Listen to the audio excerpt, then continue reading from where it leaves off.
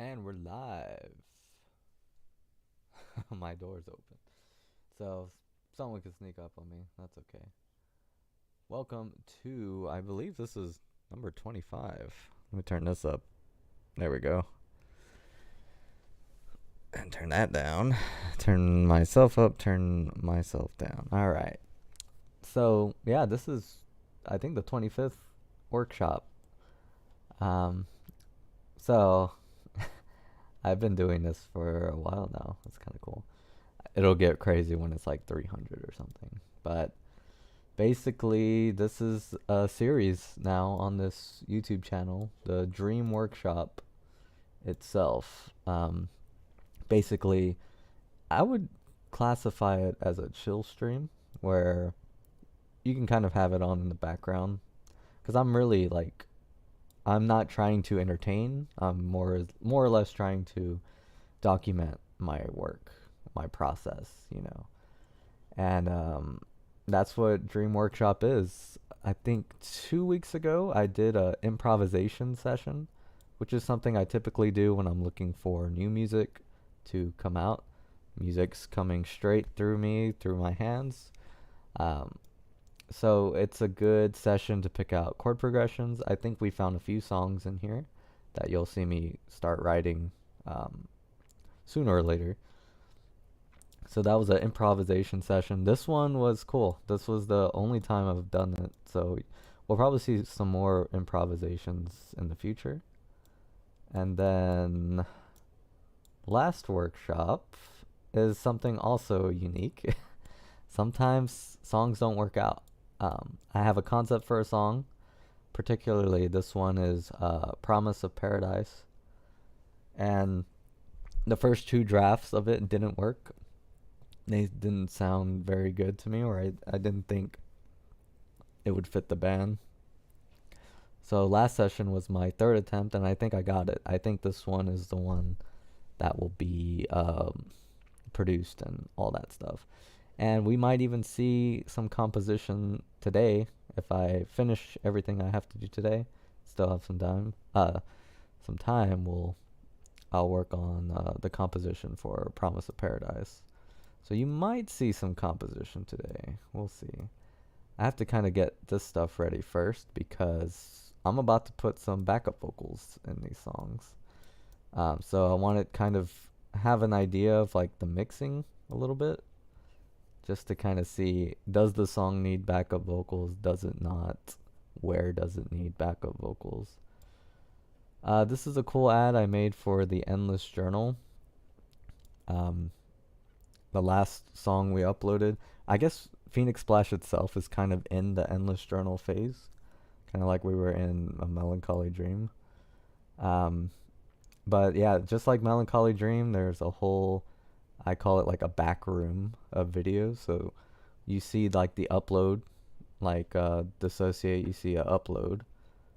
But then when you click the end tags, you go to unlisted videos that all connect. And all have, you can find secret items in there. It's kind of like a video game.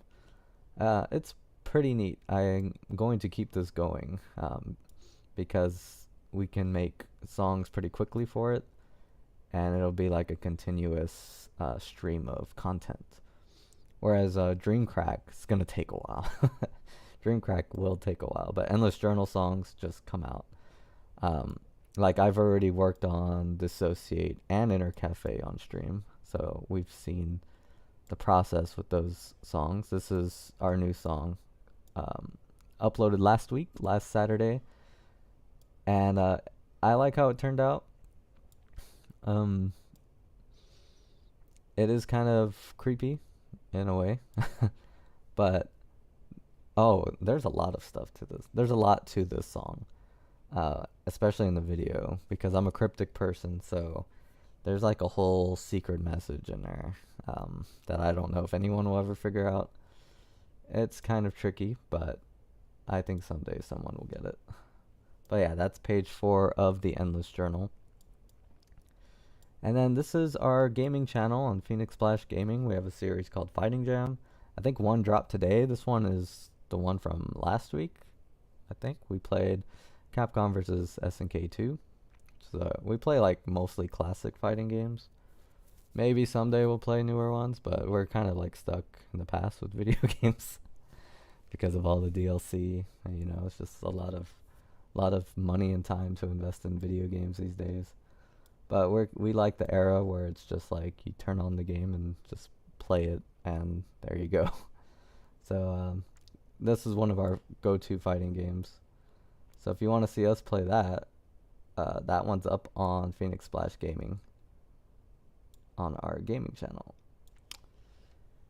Alright, we're going to get to work here just a little bit. I want to bring this up.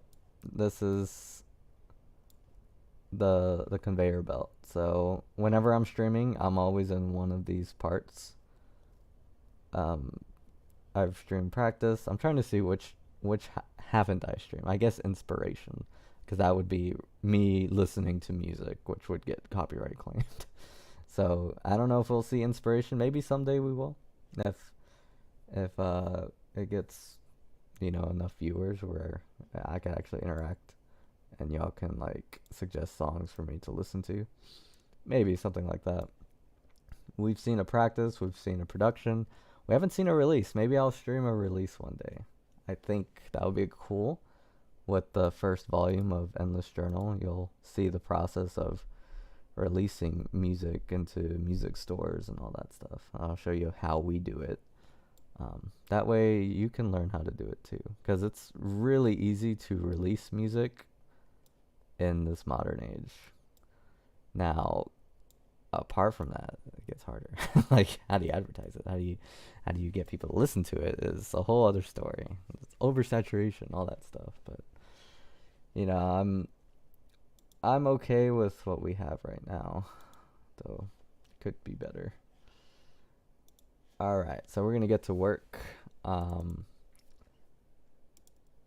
I have 3 songs here. Legend of Explosion, which is Exploder now. Truth of Nothingness, Legend of Pocket Master. There is one word I have to like clean up, because I call him Explosion, which is the old name, but it needs to be Exploder. And Night Collecting, which is now going to be on Dreamcrack. So this is an album song. I think before I was going back and forth on it. We're definitely going to clean up. Do a lot of cleaning up today. But first, oops, we're going to start with this one.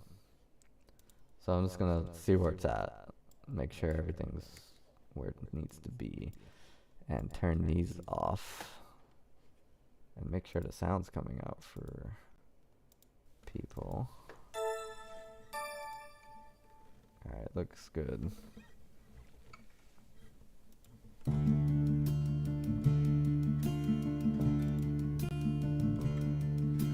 There's a shadow deep in red who walks a slippery slope. He watches all the nightmares.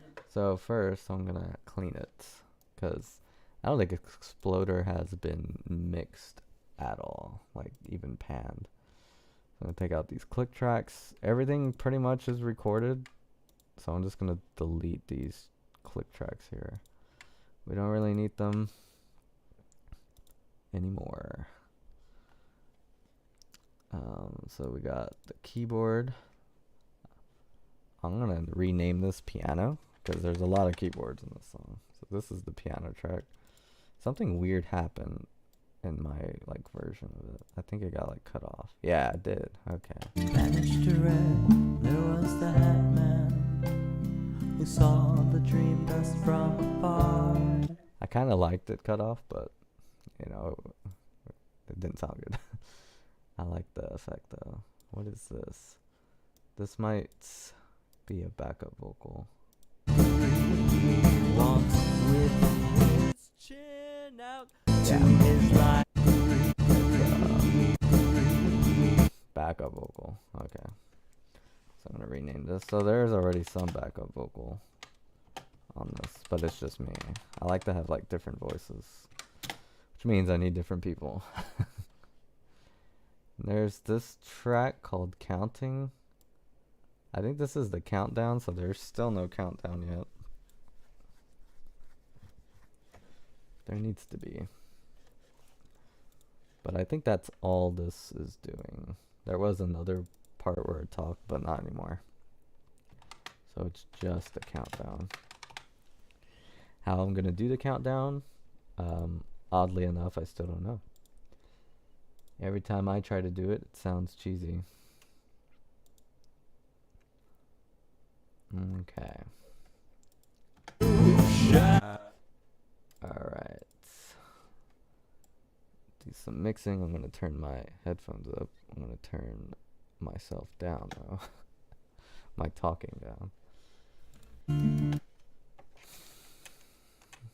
Okay. Alright.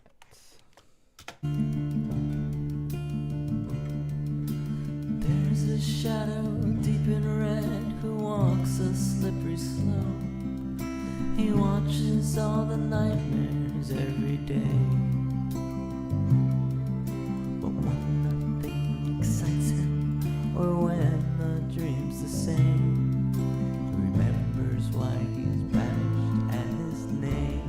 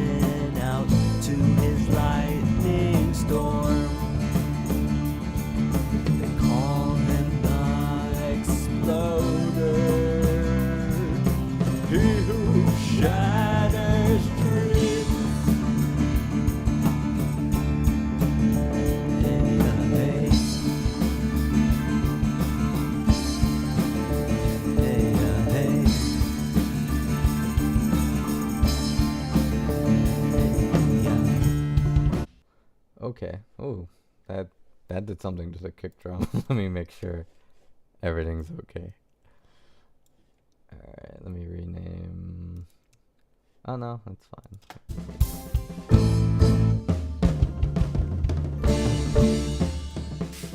Through the debris.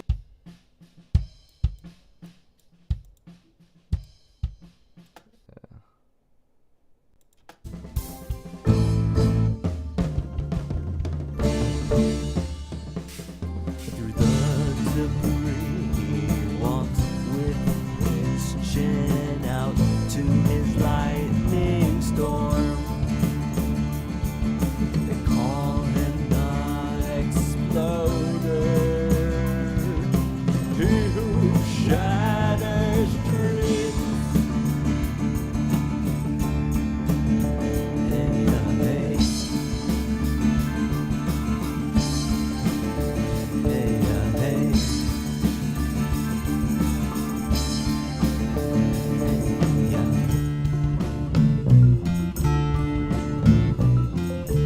Alright, so right there, marimba has melodies. Right now, I'm EQing drums. So if you're listening along, listen to the drums, because they'll be kind of changing their sound. I've EQ'd the bass, snare, and tom 1. I need to hear like these tom 1. Through the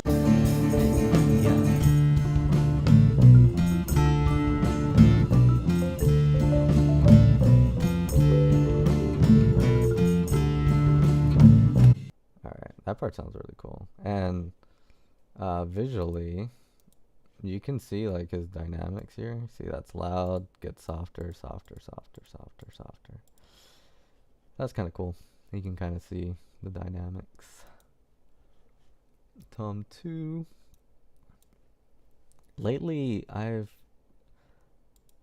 noticed like some of the overheads. I don't know, something's up with them. I don't know what though. Which is weird because the overhead mics are not the new mics.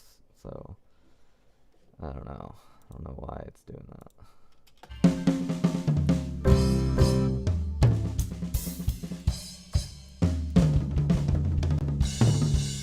So I'm gonna put the EQ on because I have a preset for him, but lately it's been Chris that's been mixing these or EQing on the interface. Maybe we'll stream a drum session so you know what I'm talking about.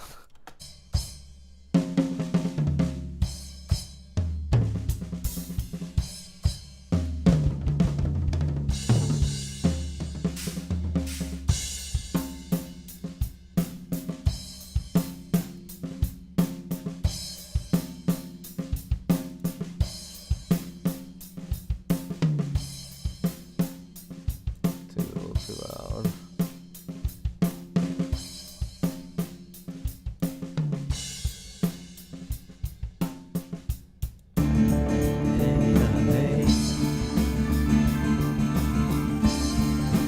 Alright, I need to bring everything down a little bit.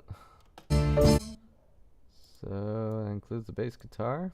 Oh, I haven't even EQ'd the bass. Okay, so we're gonna do that. Bass looks okay. And I know one of these instruments comes in late over here, so we'll see a little bit of editing too. That way when the backup singers get in on here, they won't have a problem. You know, like, oh, like someone coming in late can throw something off. And it's Buwan. Buwan I have to fix.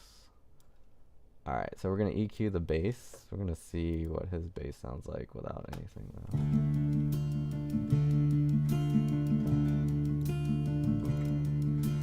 There's a shadow deep in red who walks a slippery slope. So, is it with, without? Okay, it's not much difference. That kind of takes it out.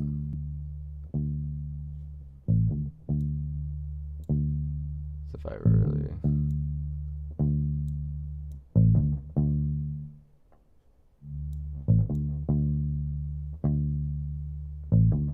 So I think we're gonna try this.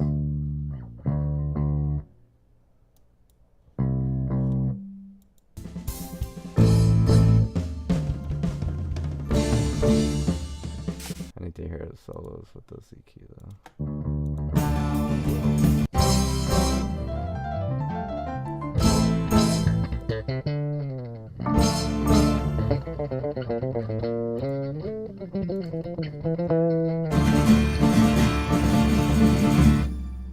So it kind of makes his slap louder.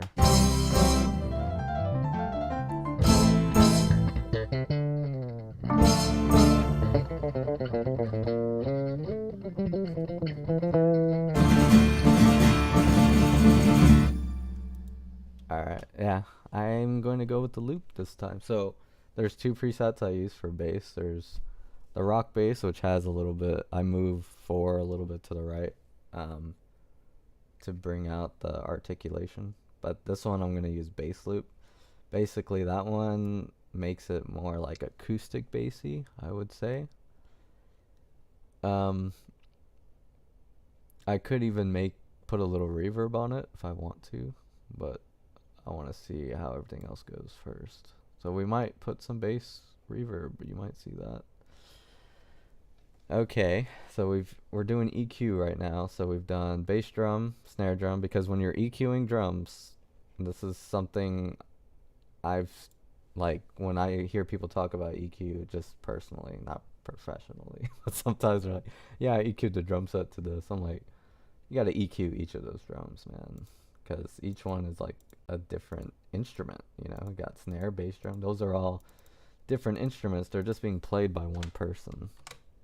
So don't think of drum set as just one instrument. It's like 5 or 10 sometimes. However many mics you have to think about like we have an overhead mic that accounts for all the cymbals. I guess in a perfect world, every cymbal would get a mic. Maybe, I don't know.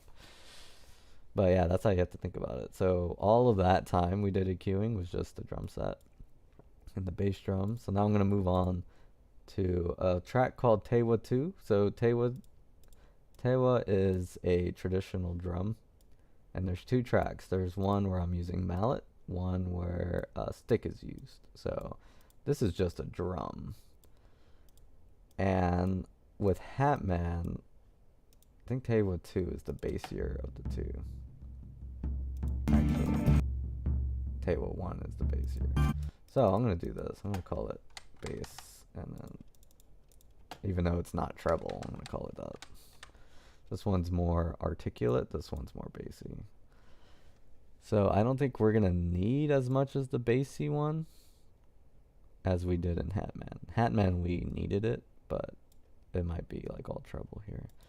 I'm going to EQ it, so we're going to listen to it just solo, because I think this treble sounds like Mortal Kombat. That's probably where I got like the movie. They use a lot of like just drums. So I want to take away a little bit of bass, make it a little more striking, make it more bright. So now you can really hear the stick hitting the head. Ooh. That's the note it's playing. Yeah, maybe like that's another cool thing I could do is stream like the tuning of this Tewa. And I'm gonna have to record some more Tewa too, so I'm gonna have to retune that floor tom. It's a nightmare. It's not that bad, but it's just like so specific. And like when I record one, I have to record the other because the next day it can change its tune. I don't know if I'm gonna EQ this one. We'll see. Let's see.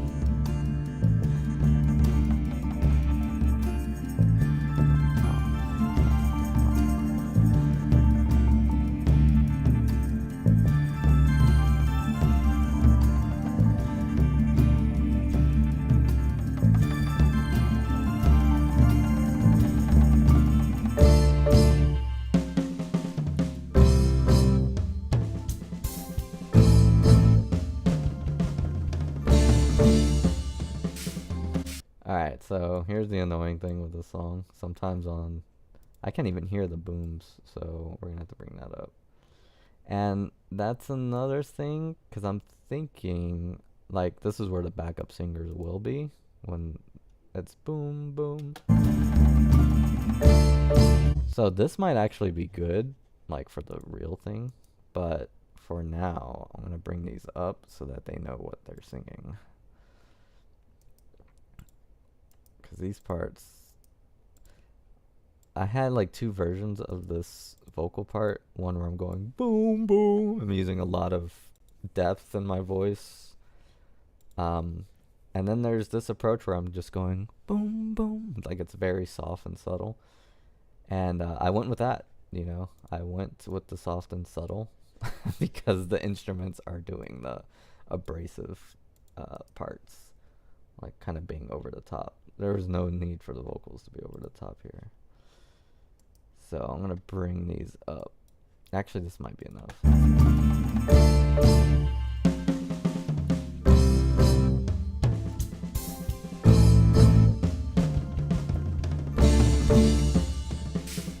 Through the debris, he walks with his chin out to his lightning storm.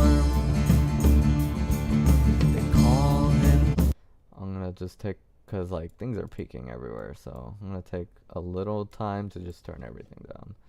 So the piano will be down increment the back vocal down a little bit. Countdown doesn't exist yet. The guitar will be down a little bit. So just everything a little bit relative. I don't know what track this is. That's not good. How about unnamed track? Bass drum a little down, snare a little down, tom 1. Yeah, bass guitar, see that red? We don't want that red. It's probably the EQ. This is more than likely Tewa, all the way up here. Everything just goes a little down. Sophia, we're gonna have to get creative with that. Marimba is kind of too loud already. Ninja is kind of coming through. Marimba is not even panned, so we have to figure that out. Okay. Tewa bass could be more left ear. Tewa treble could be more right ear.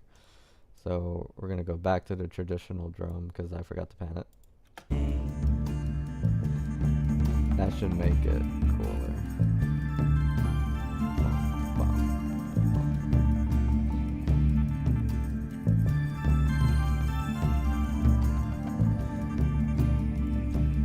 So the problem with the Sophia track is the Sophia's tambourine, and here, like, she's hitting the tambourine with a stick and she's hitting the drum head, so it's a lot different than this, you know. So we might put this on a different track, which would make, what is this Sophia doing? There's two Sophias. So this one is fine. This one we gotta get creative with. I think Sophia's gonna do that again somewhere else. So we're gonna make another track. This is gonna be Sophia 3. And I'm gonna just label it drum. Oh, yeah, drum head. That's what I'm gonna call it. Sophia 3 drum head. So this is Sophia cup strikes, which is cupping your hand and hitting the head of the tambourine while muting the drum. This one is tambourine rolls. So this is Sophia 2. I'm just gonna call it rolls. And that's where the tambourine is rolling. So it's a little mix of 3 different techniques going on. Oops, I moved it a little bit, so I want to be steady. There we go. And that way I can do really whatever I want with the, because it looks like there's an EQ on the rolls. What did that do? What did I do? Good, because the drum head's hitting is too quiet, but this part is just fine, so yeah, we're gonna kind of do that. There we go. Now we can hear it a little clearer.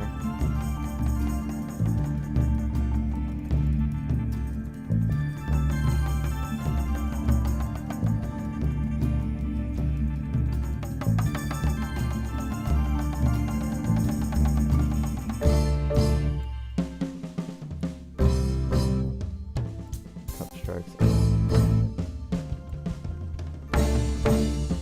Whoa, what was that? Was that the tambourine? Am I hitting it with a stick here? Let's see. Yeah. That's happening. Okay. So we'll do that. Boom. Now it's over here on this track. Then she switches to cup strikes here.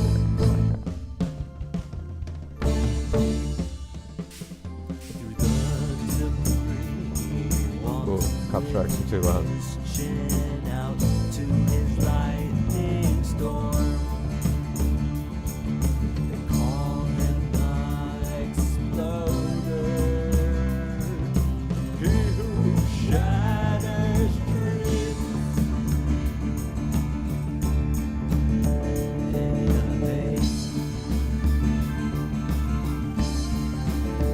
Hey, hey.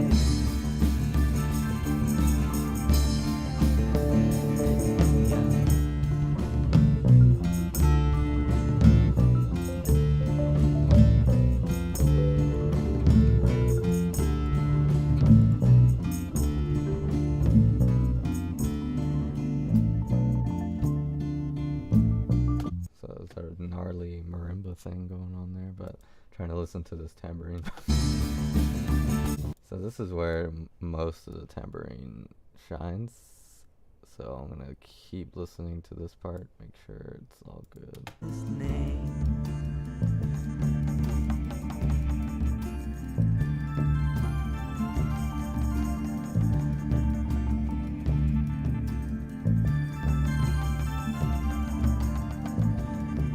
I can get more creative here, I think.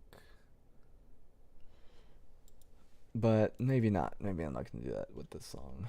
Maybe another song. Kind of what I did with the piano and Hatman was like pan it around. But we're probably going to do more of that with the drum set, actually, with this song. Because Exploder is the drum set. That's how the story goes.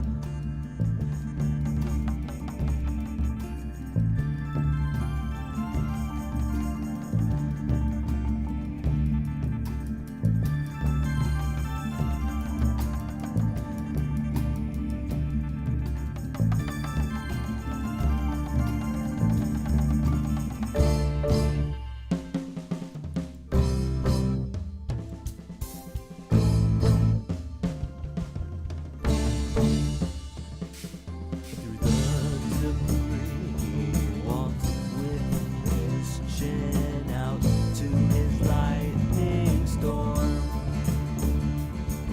They call him the exploder,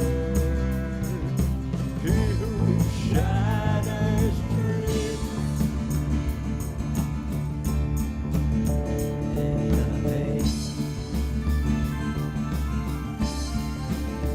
Hey, hey.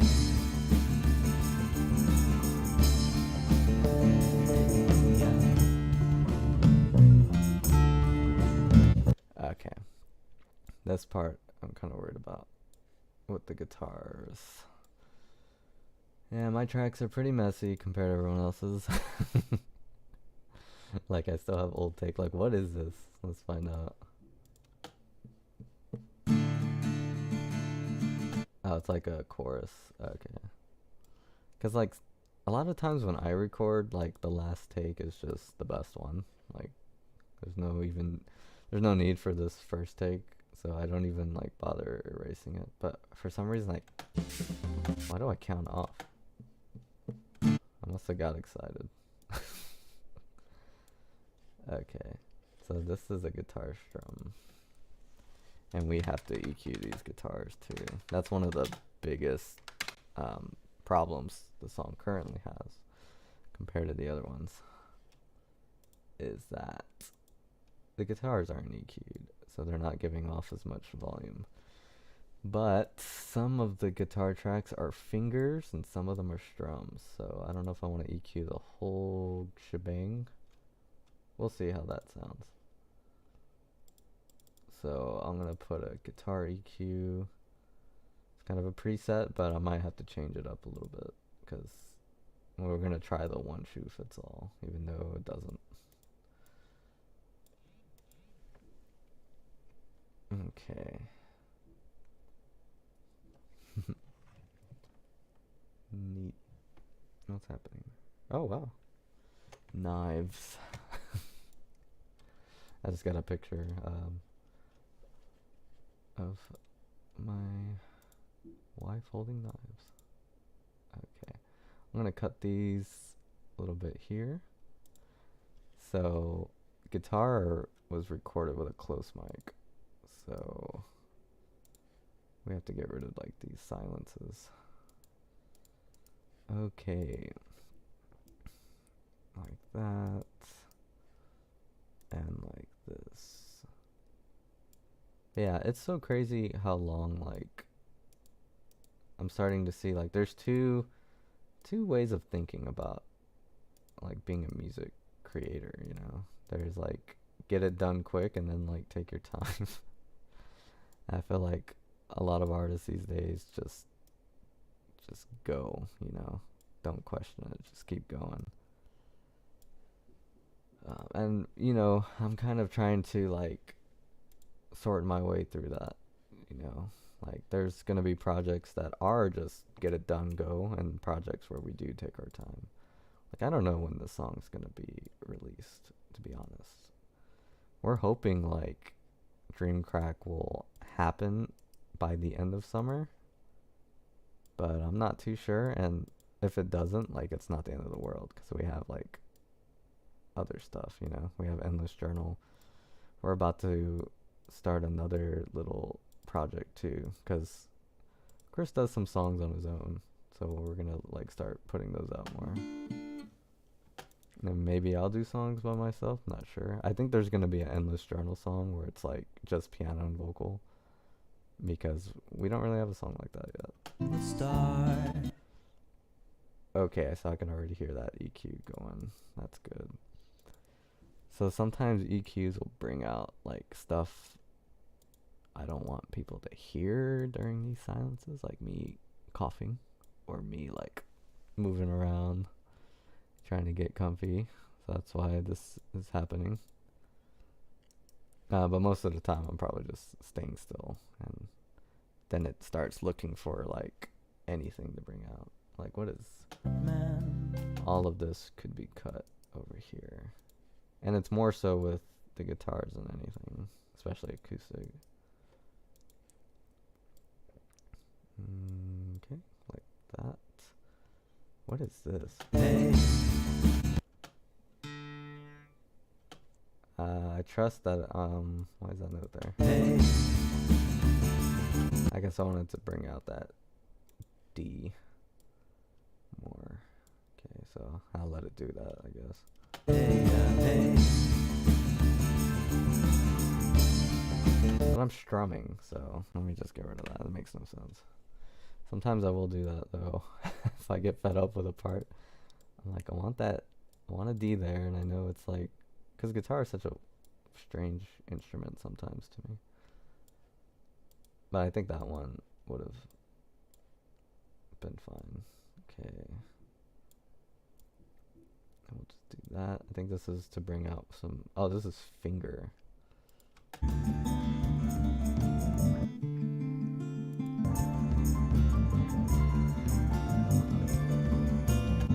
So that EQ really brings out the finger picking, which is good. It's kind of what it did in Hatman.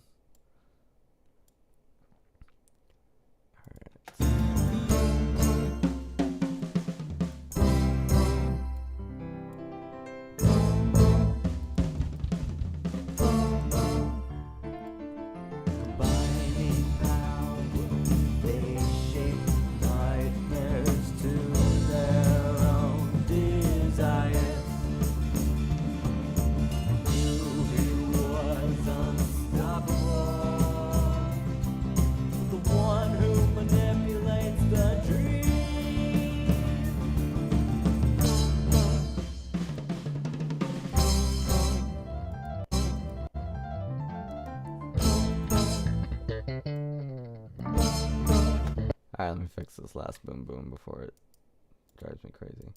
But you can hear them now. You can hear the boom booms. But yeah, the more subtle approach like totally works. What is... oh, I took out that last one because it's probably peaking.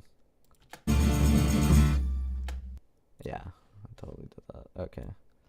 Because this one's really loud, so it doesn't really need to be doubled.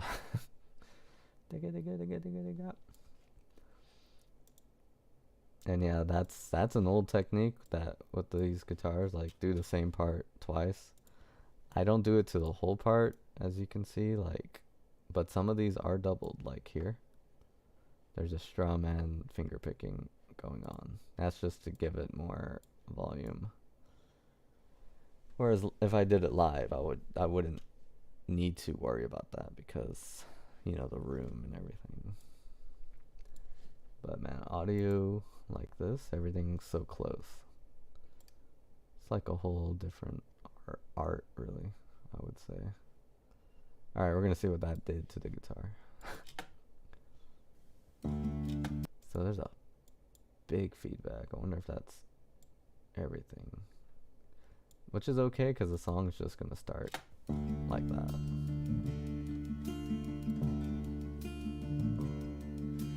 There's a shadow deep in red who walks a slippery slope.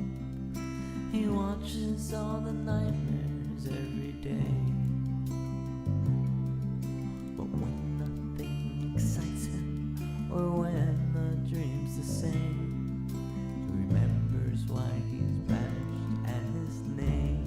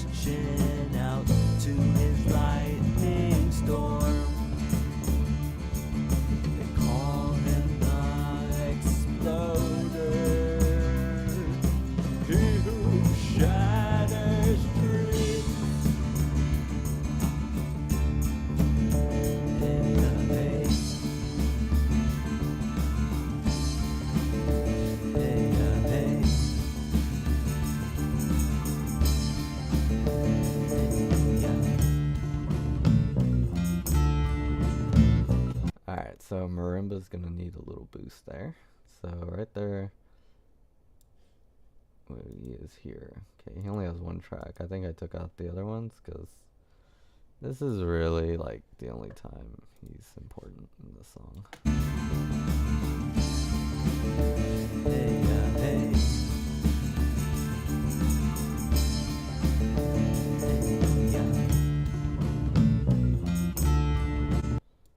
I think he. What is his part?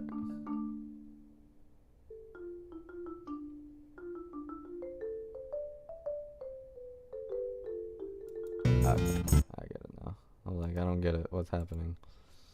It's supposed to fade in like this. So he gets low.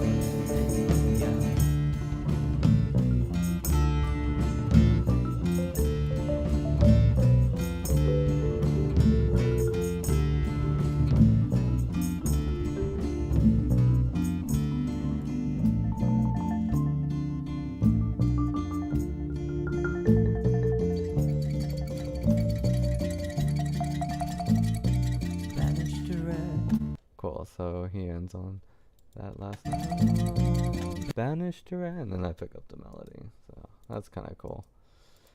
Kind of cool, and then he's gonna drop down here. Banished to red, there was the Hatman who saw the dream dust from afar. Start here.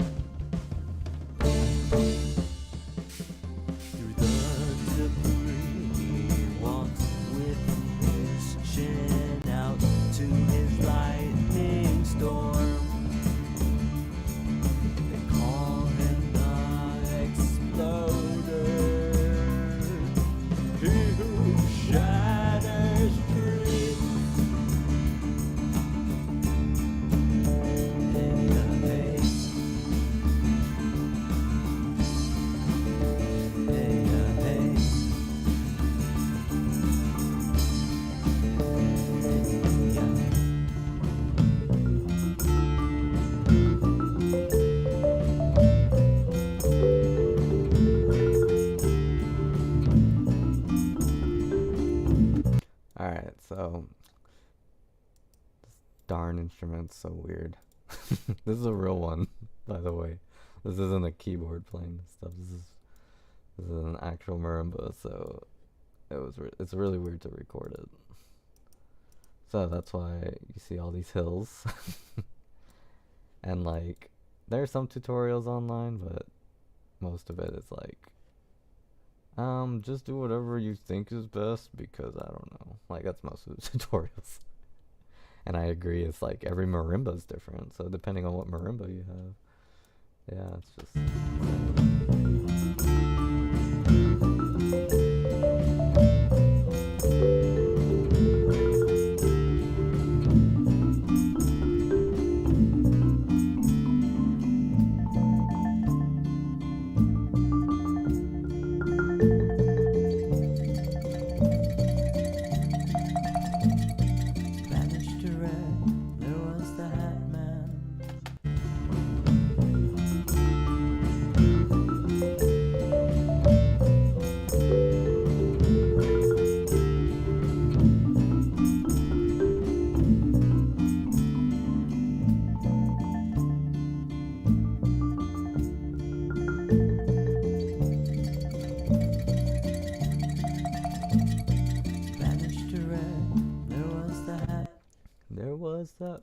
Okay, this is good for now. I think I want to try to EQ it. Let me see. I don't know. There's no preset for marimba, unfortunately.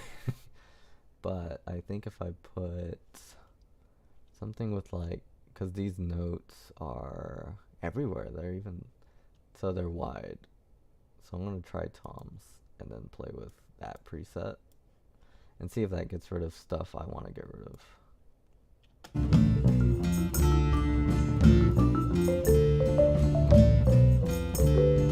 Made things worse.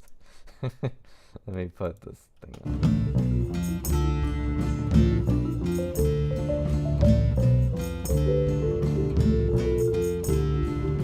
So that makes it more bassy for sure.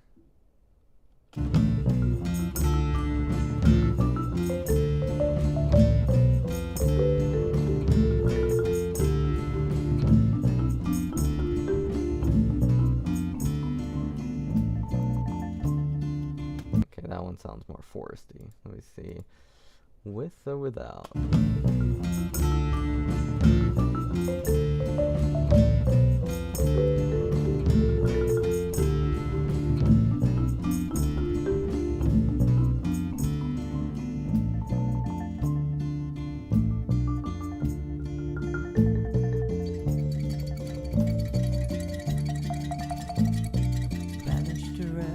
Alright, so that was with, this is without.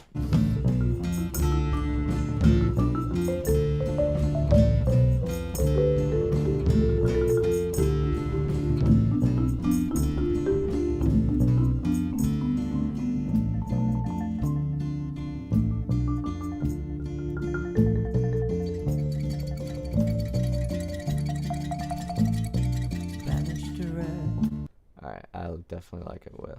So we're gonna keep that EQ. What I did was I took a preset and it made a line just kind of straight up and down, and I just brought the first part down, which is called a low shelf frequency. And I turned down the gain and I put the bandwidth a little higher. And what that did was basically take more of the room out of the recording. Because, like, when I record marimba, it's in kind of a small room, which I thought would be beneficial. But, you know, the air system in there, you know, you can hear it through the mic, so I have to turn off the AC when I record. Of course, it's hot. And then, even then, it still captures, like, I feel like it captures too much of the room. But with this song, it's just one marimba mic. This one's the center mic, so, you know, that could be an issue too. But I think this EQ works because I'm trying to find more efficient ways to record this instrument. Because, you know, it's a good instrument, and I'm decent at it. So it should, like, be shown more, you know. Because I could craft a pretty good marimba part, and I can play it too, you know. So it's a tool ready at my disposal.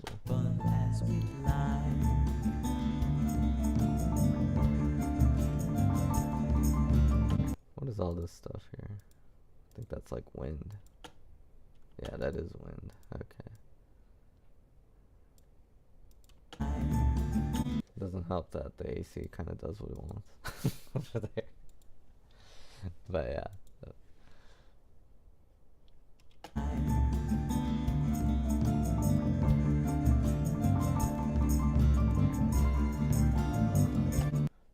Oh yeah, it's probably me rustling around too.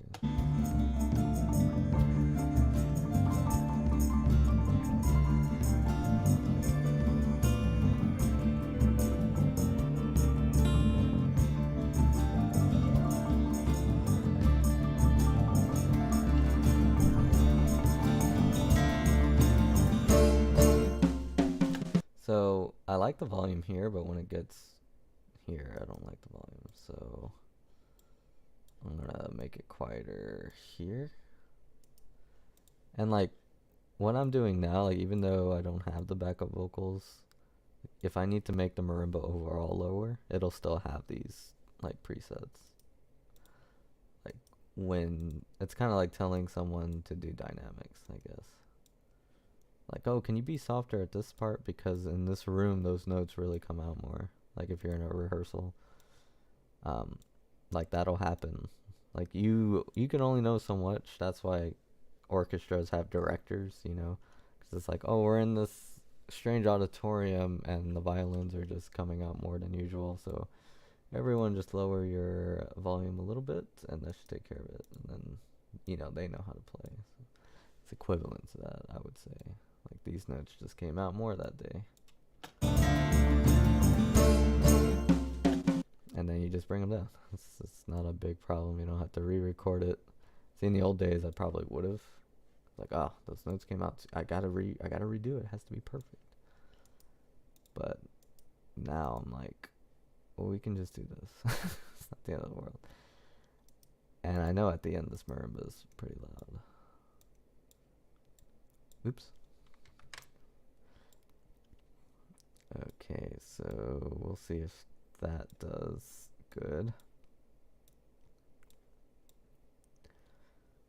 It doesn't help that guitar, I think, is doubling some of these notes.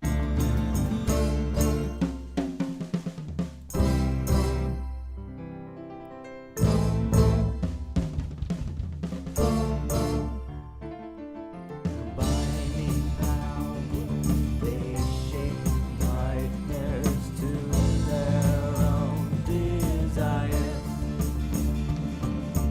Who was unstoppable, the one who manipulates the dream.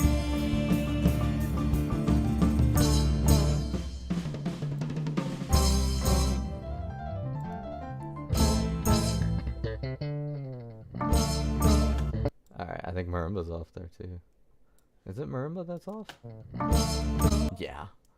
Come on, dude. So, I was off a little bit.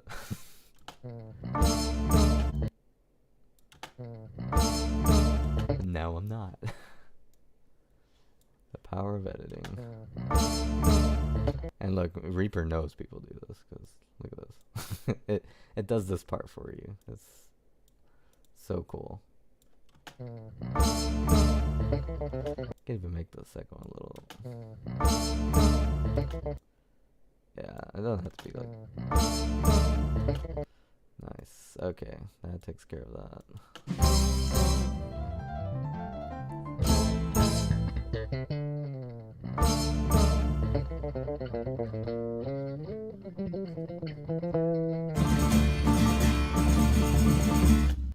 Alright, so that's marimba. So we've done marimba, drums. We've pretty much done guitar. We're probably going to touch that up more. But yeah, that was kind of a focus on marimba, because that instrument needs the most help sometimes. Especially when it has like, it's borderline like a main part, you know. It has a melody, it has structures the harmony over here. It's doing things.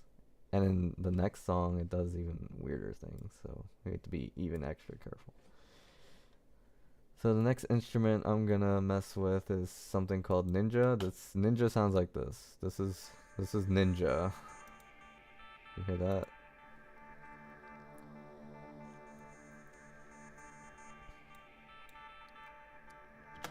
So Ninja and Buwan, they play like just instruments that don't exist. Like that's what I think of them. They're magical people. Don't know if we have to do much to Ninja.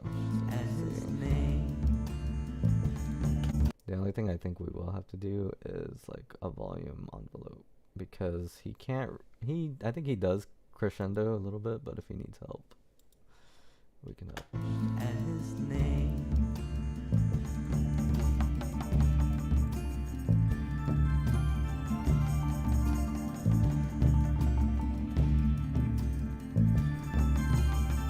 So what's happening here is like a call and response. Ninja's doing these notes.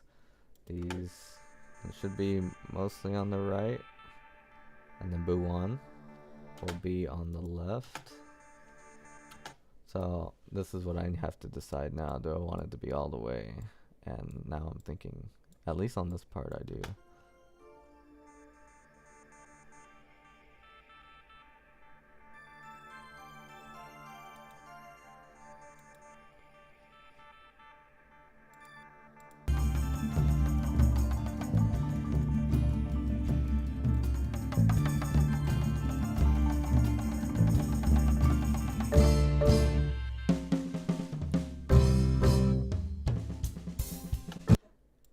so we're gonna do Ninja and Buwan at the same time because their parts are kind of intertwined.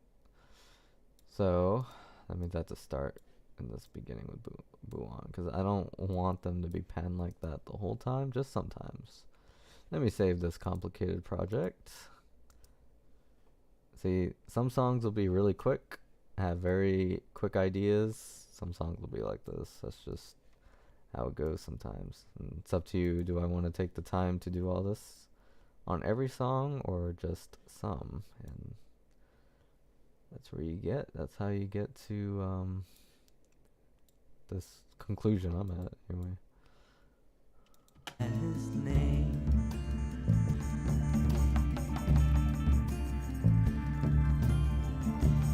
So here, Every day.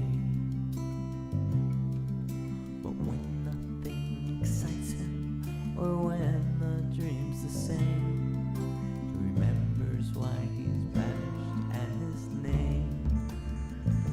so I want Buwan to be actually like not centered, but closer to center here. But then when Buwan gets here, she's all the way to left. And that's how Buwan will be. So she might even travel with me. Just all the nightmares every day. But when nothing excites him, or when the dream's the same, he remembers why he's banished and his name.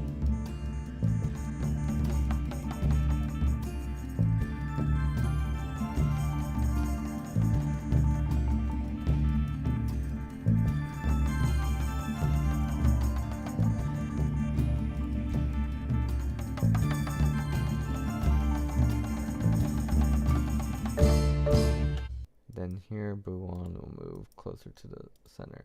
So this is because Buwan is filling two different roles. So here Buwan is fitting a melody role. But over here Buwan is fitting kind of a counter melody into harmony. Yeah, so it kind of works around with the harmony too. So lower notes and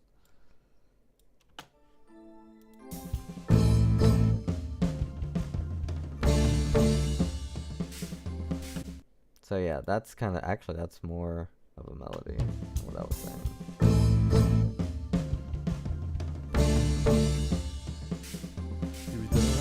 Or I guess the best way to think of that part is like a one note harmony, because I really don't want there to be any harmony there or any melody. Yeah, I don't want there to be any melody because my idea is that the drums have the melody there, so there's no melodic structure there. But this one note little thing is just kind of in the background.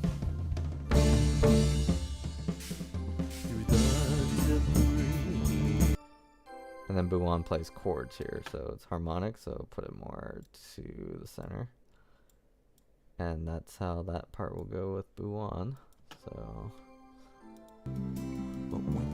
she'll travel. Yeah, I think that'll be cool. She'll travel. She's on the right ear.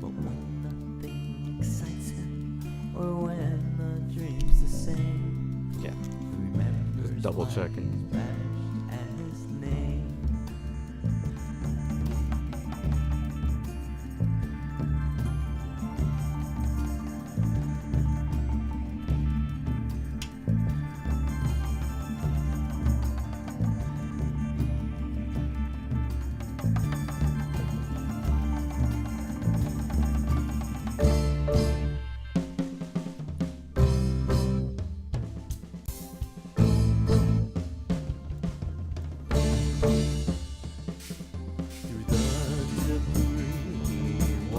Alright, so Ninja needs a change. We're gonna go to his panning. Alright, so he's fine here. I think here he kind of has a role similar. How do I not see this? Hide. Okay. Yeah, like here, it's a melody roll.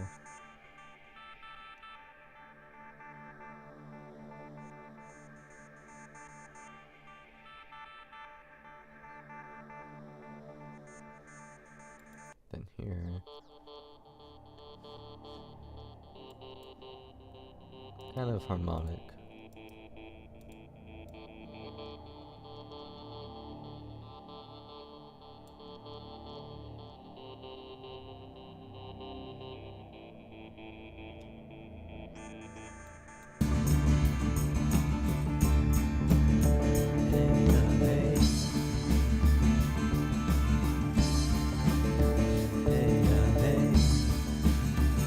Alright, so you see it's going back and forth to that. I could also make them dance here, I was thinking. Dreams the same.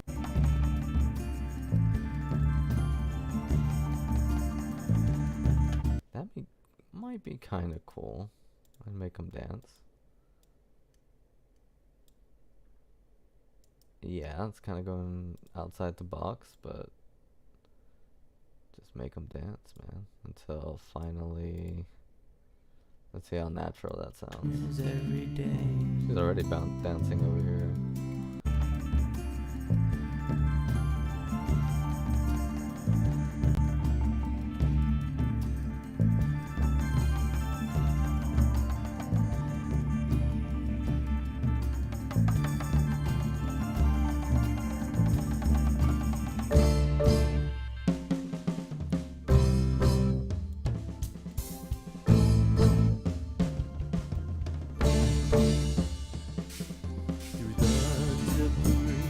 I felt like it's marching band. I think I made that comparison on here before. This is kind of like marching band, you know. When you're in the field, you can hear all these harmonies go around you. It's actually kind of magical. It's like, sometimes it's the best place to be, you know, even though we're out, like, trying to make the audience make it sound good in the stands, but sometimes it's like, whoa. There's just this bass line going by you. It's like really cool. Then it fades out as it moves away from you. So I liked when I had rests in marching band because I get to hear all that. I didn't like marching too much, so I'm like, oh, this is stupid.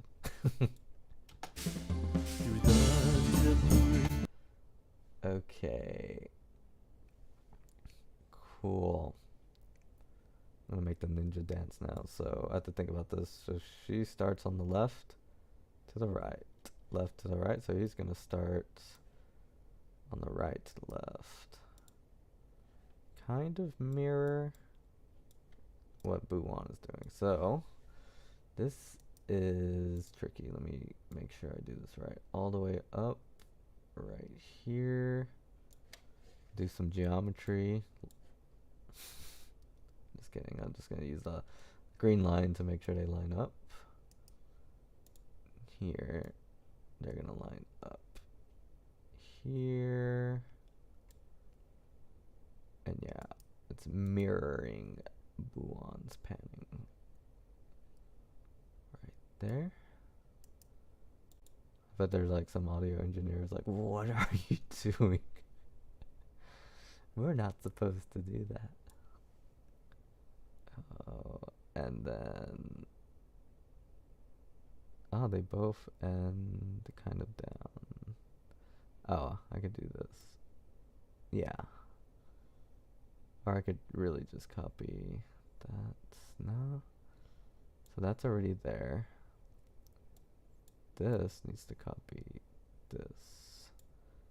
This needs to copy that. And this needs to move up a little bit right there. So, oh, actually, they need to go lower. Yeah, they need to go lower like this. Okay. It's kind of weird. It's like messing with my head.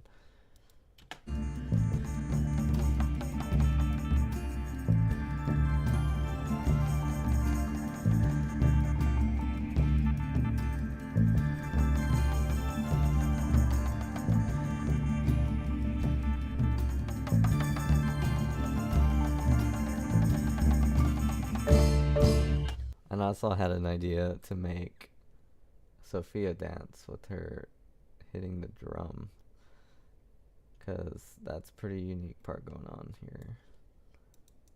So you're not supposed to do that. A percussionist would look at me. What are you doing hitting it with the stick? It sounded pretty cool though. What technique are you using to do that? It's match grip with a IP240 mallet handle, hitting the center third from the middle. I think I did 2 takes, one where I muted the drum, one where I didn't, and I went with the one that didn't, because I like the drum ring. It sounded kind of nice. But yeah, that's how this marimba part. I know my stuff. I'm not just crazy. I know what I'm doing, kind of. But we're gonna make her kind of do coming from the left, or should I say right? Yeah, coming from the right, going up, and then here I wanted her to kind of like dance around the middle. So if she was marching, she'd be like, and now she's like going up. Imagine a marching tambourine, that would be so cool. And then here, and then here, and then here, then she gets to the left. So if this were a marching band and this were a football field, imagine a tambourine player. Imagine you're here. You're in the center. Tambourine player's like that, you know, just going around you. And that would be cool. Like that's the sound I'm creating here.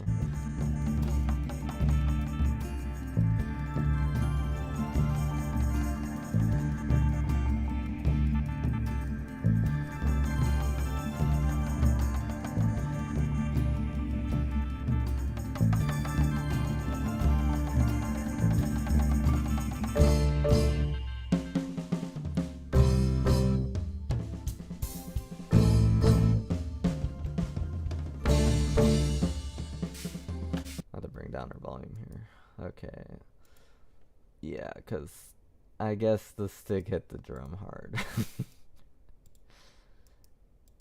Or it was a rim shot. Yeah, this was a rim shot. Accidental. Completely accidental. I didn't even know I could do a rim shot on that tambourine head.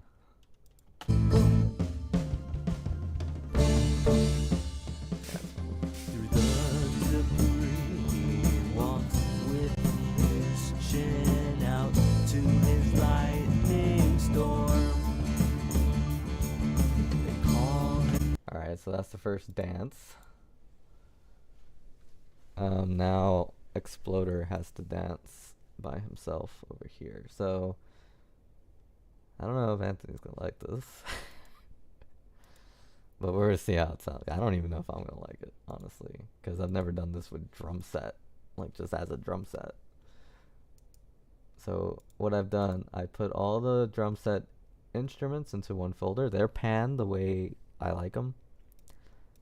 But now I have the whole drum set here. So now it's like drum set is one instrument, and I'm gonna pull up a panning envelope, and that will pan the entire drum set, taking into account the panning I've already done. So yeah, it's very tricky, but I'm like, when I saw that you can do folders, I'm like, I can do panning stuff now like crazy.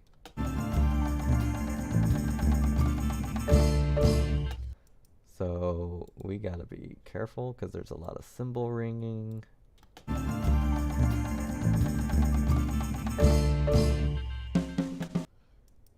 think here's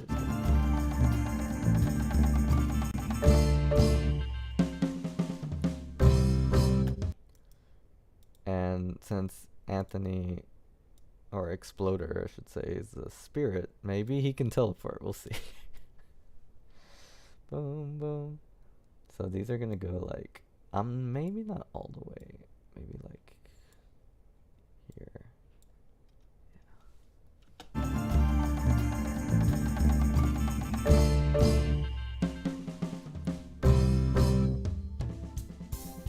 And I want him to like move around here.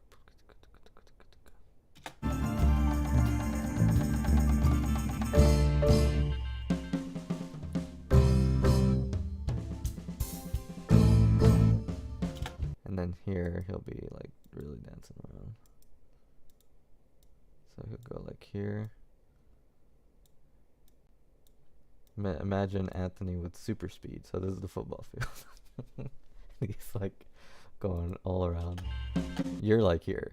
So yeah, I wish like you can capture front. I think like there's some speakers in some programs you can do that too. So maybe I'll look into getting those, and like if I really want to go this direction in my life, which why not, right? So let me see what's happening.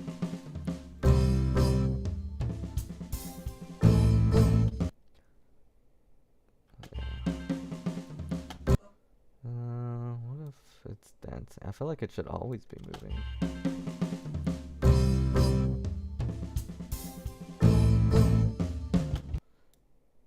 Yeah. How crazy can we get? Curious. How crazy can we get before it stops making sense?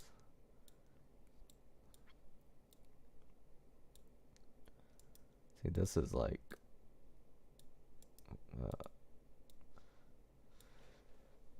crazy.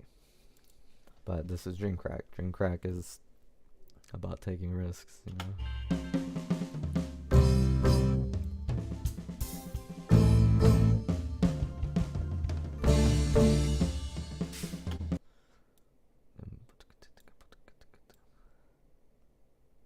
And then he's gonna come down like during the chorus.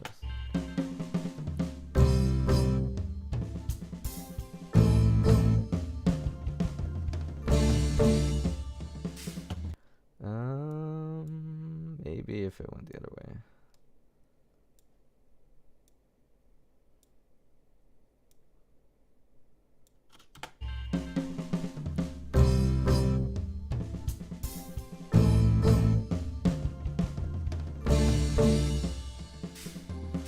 Okay, maybe not all the way. All the way does not sound good.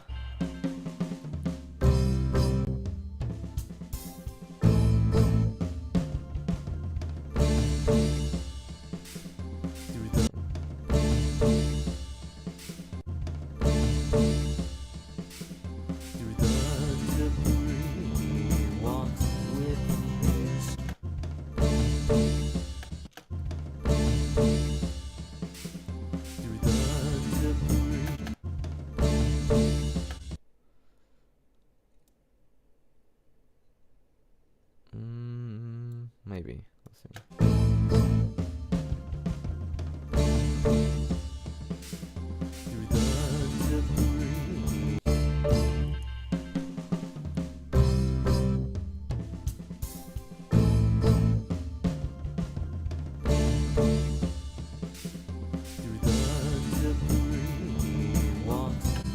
There you go. And it's so cool because it's really exposed. He's the only one playing there, other than Buwan's like little melody.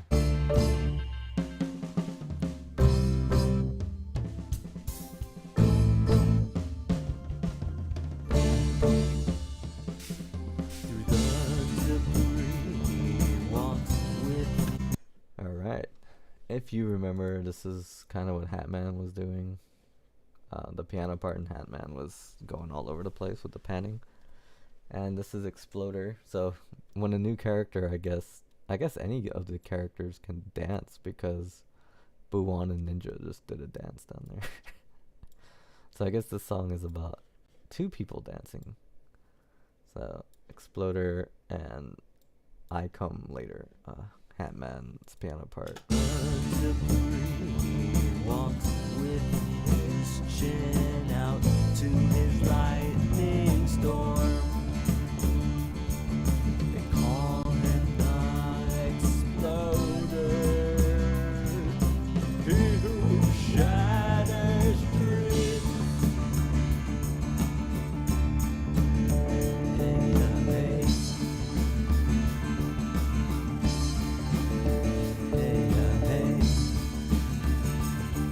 I guess anytime they do that, they should dance.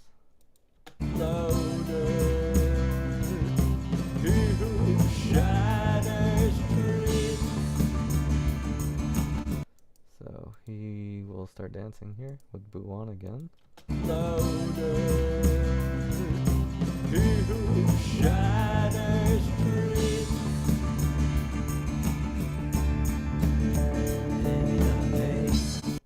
It's like this one he invites her, and then she's like, okay, over here. That's kind of cool. See, I swear, it's like, I don't get it sometimes. I don't understand this sometimes. Louder, he who shatters dreams.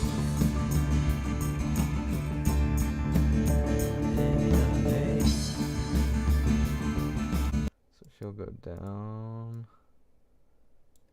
Louder, he who shatters dreams.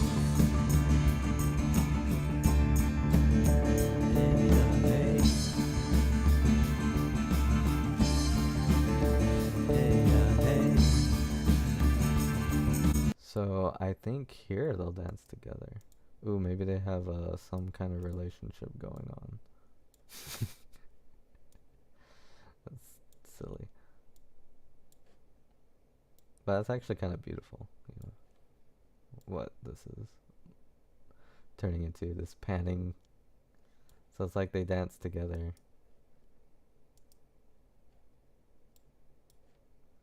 Neat.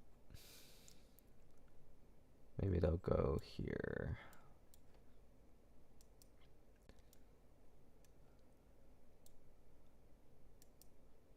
Panning artistically? Are you insane? Yeah. There we go. So now they're at the same spot. They might go back later. Louder, he who shatters dreams.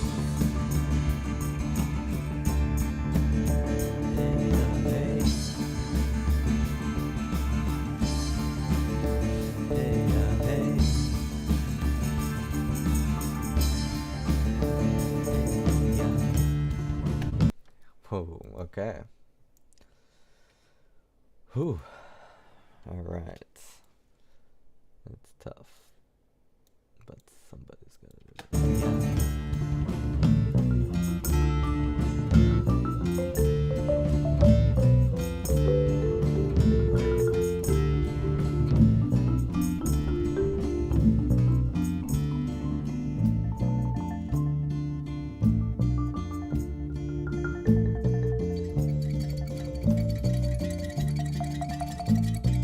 Vanished to red, there was the Hatman who saw the dream dust from afar.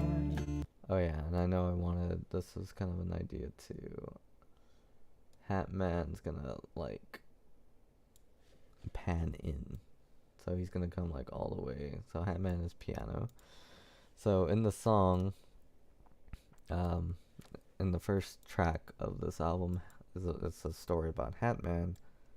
He's banished to red. And in red, there's this other shadow who's doing his thing here. And then they meet here. So the piano part doesn't come in till like 2 minutes. And that's because it represents a character. So what we're going to do to further emphasize that.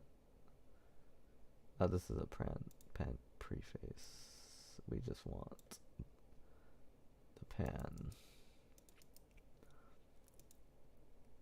So yeah, what we want is to like just make it as obvious as possible. Because lyrics, I feel like sometimes people don't listen to lyrics. They just try to judge if they like it or not first without even listening to it. Like, does this immediately get me? But it's like, listen, actually listen. So there's all these little audio cues too, you know. That's what this is aiming to do anyway. There was the Hatman who saw the dream. So he's centered, which is like, because I do my own EQ there. There was the Hatman who saw the dream dust from afar. He followed it and saw Exploder. The two were best friends from the start.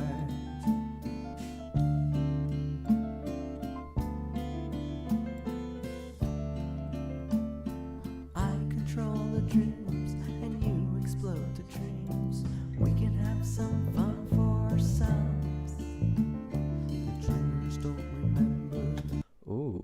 So I could do this. This might help resolve something I took out but really didn't want to take out.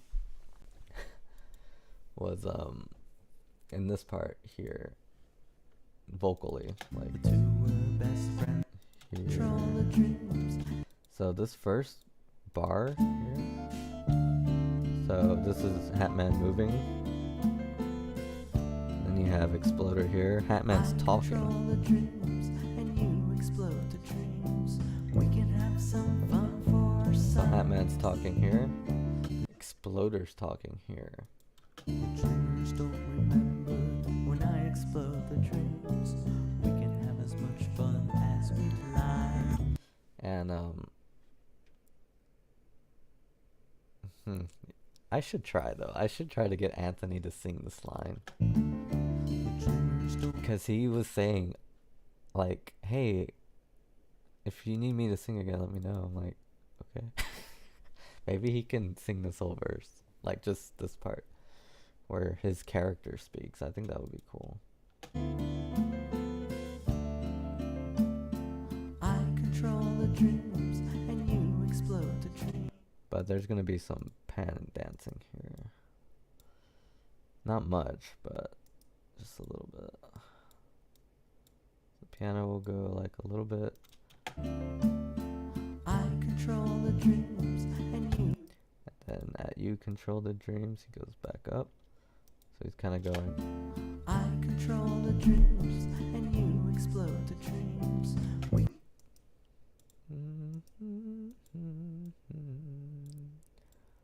Then he's kind of dancing here. You explode the dreams. We can have some fun for ourselves. Then over here, he's gonna run up to the center. You explode the dreams. We can have some fun for ourselves. The dreamers don't remember. So Hatman will stay where he is at there, but Exploder will pan here during his dialogue. Yeah, I should give this song to him. That way he can get familiar with the lyrics. And you explode the dreams. We can have some fun for ourselves. The dreamers don't. So here, I want to create another one here, just in case. Remember when So we got remember when then here. remember when I explode the dreams. Remember when I explode the dreams. We can have as much fun as we like.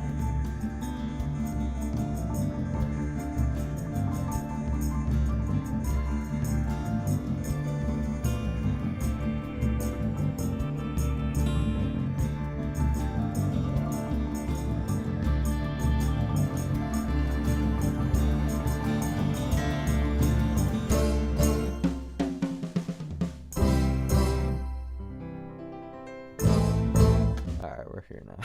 This song is crazy. Okay. See, this is. I knew, like, I'm like, when I mix this, it's not gonna sound like anything I've done before. And yeah, it's turning into that. Okay. So. One of the biggest problems with this song is the countdown. I can't figure it out. So during this part, actually even in the first part, there's supposed to be a countdown. So when it gets done with the verse, let me put it here. At his name. There's just a random countdown, like it's 10, 8. But like every time I do it, because I've done it a few countdowns, I was like, I just don't like the sound of it. But I think in those other attempts, I was more abrasive. I was like, 10, 9. It sounded like I was counting down a rocket. So maybe I'll go more subtle approach, because that seemed to work for the booms. Maybe the more subtle approach. So just a soft a soft countdown. Maybe even a backup singer can do the countdown. But I think maybe if it's soft, it'll work. Because I've never done a countdown. And every time I think of a countdown in a song, it's kind of lame. Except the final countdown. Because there was no countdown. His name.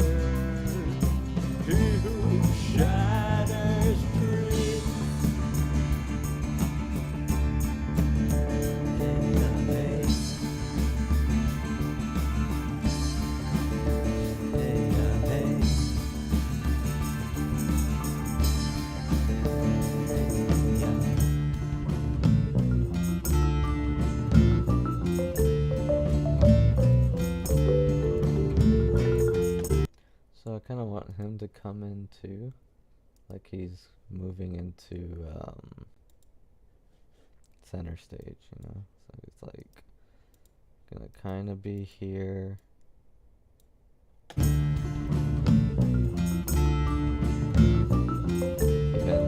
can even like.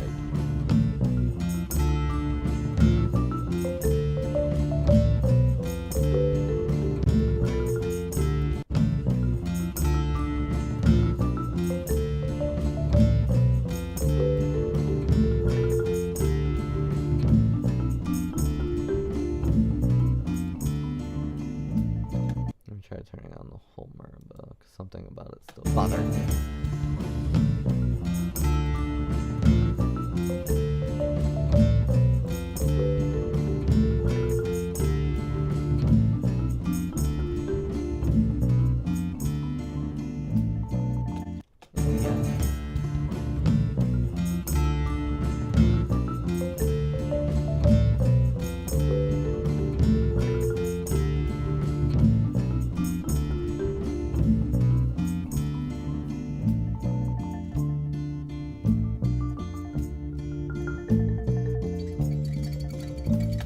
I think maybe.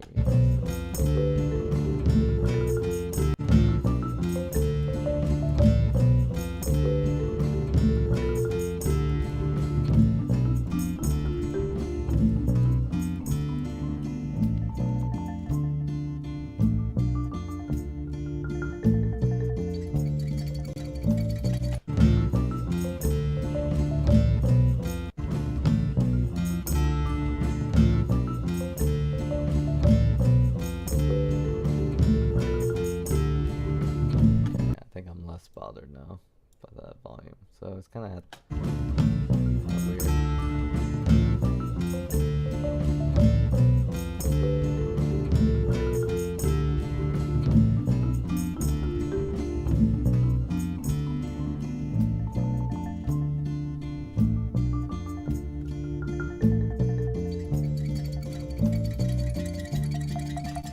So like I'm kind of taking, maybe I should write that down. So like with this mic, I have to figure out what this note is.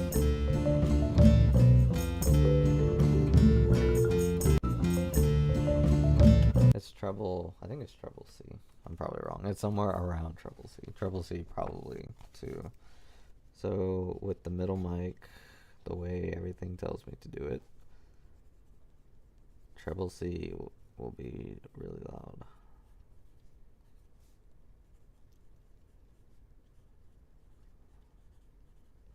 I don't know, there's just some notes, you know, on a marimba, they just peak. And it's not consistent.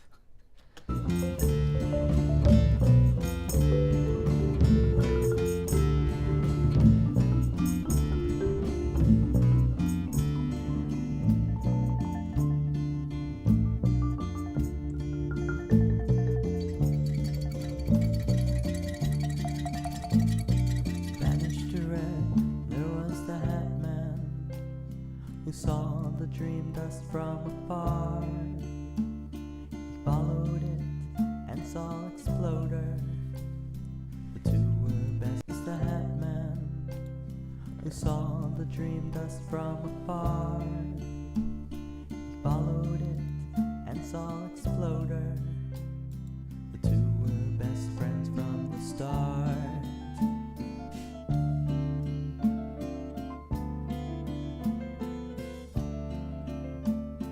I control the dreams and you explode the dreams. We can have some fun for ourselves. The dreamers don't remember when I explode the dreams. We can have as much fun as we like.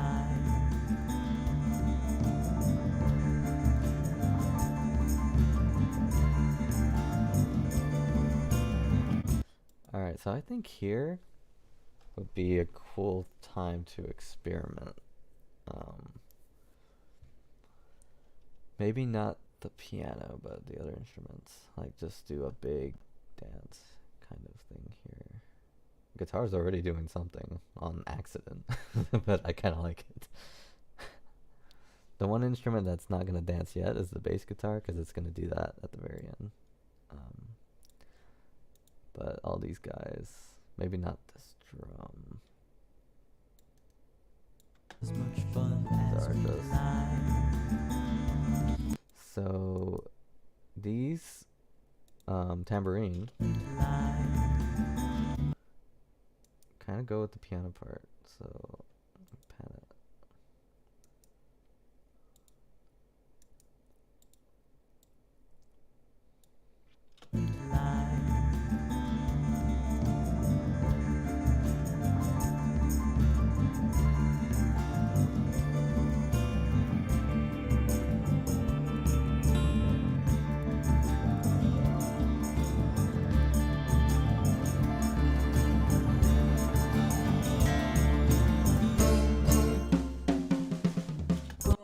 Okay. We can have as much fun as we like.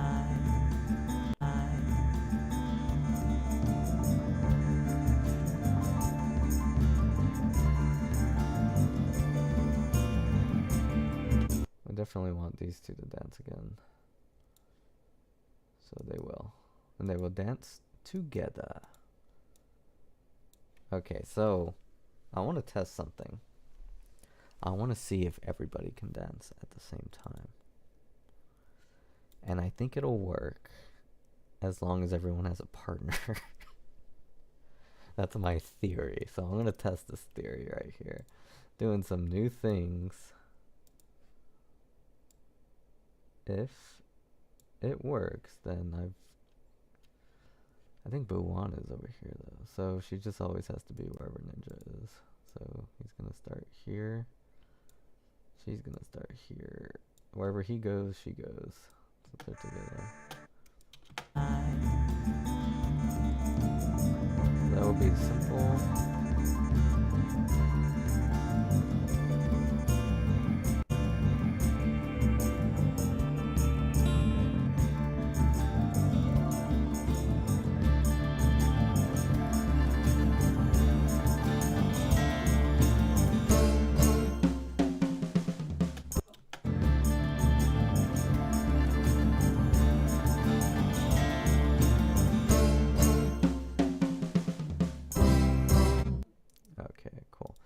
And then they will go to their respective areas here. So we have Sophia dancing.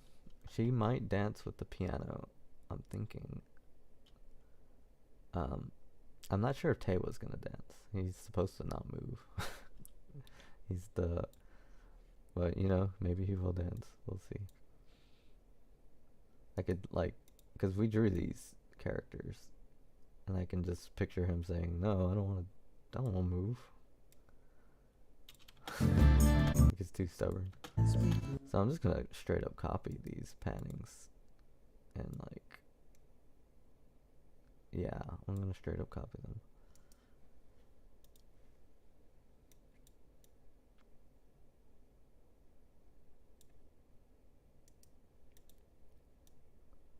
So one thing that is kind of scary about this is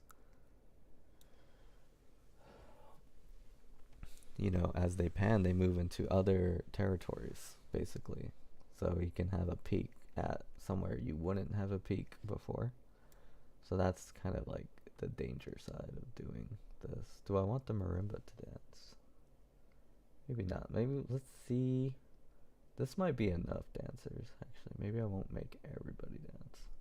But that is, because I don't think everyone has a part that is dancing, you know. This tambourine part is dancing.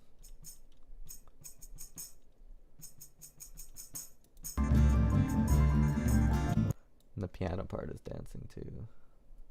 So the piano should dance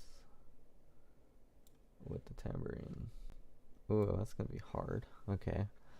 They're all the way over here. I'm gonna move them up momentarily next to each other so that they can dance. This is important stuff. Okay. They shouldn't interfere with each other. And they don't, it doesn't have to be exactly, because the piano is kind of panned already. But if it's extreme, which it is, then maybe about there. And then piano go here. That actually works, I think. Let's see. I control the dreams. We can have as much fun as we like.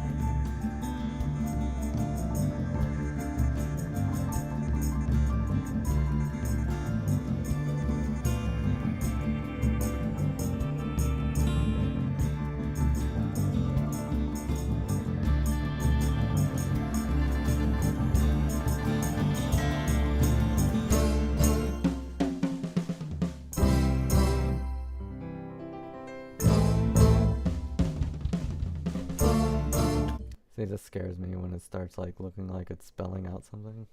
It's like, uh-oh. I did something wrong. Oh yeah, it looks like it says doomed. It's scary. Or did Diddy? Diddy. It looks like it says Diddy. Okay. But that makes sense. Okay. It was kind of heavy here, so that part's probably gonna be the loudest point of the song.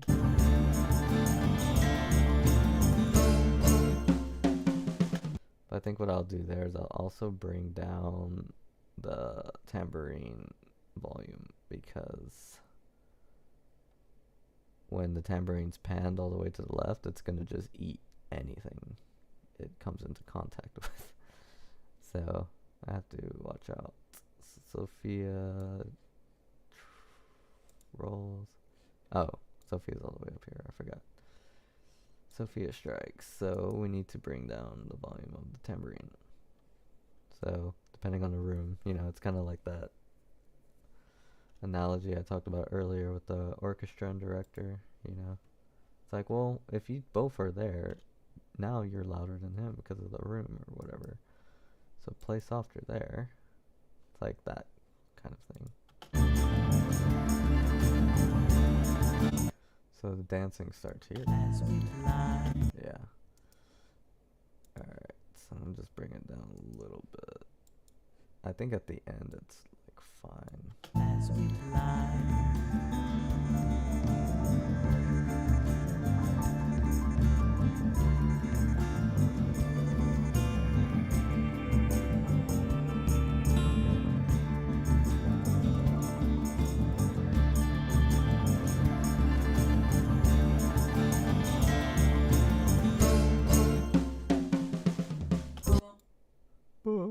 Alright, so this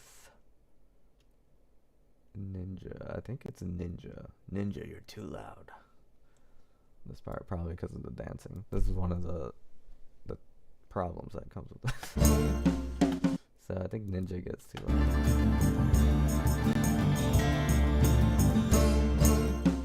I don't know, maybe too loud is not bad, actually.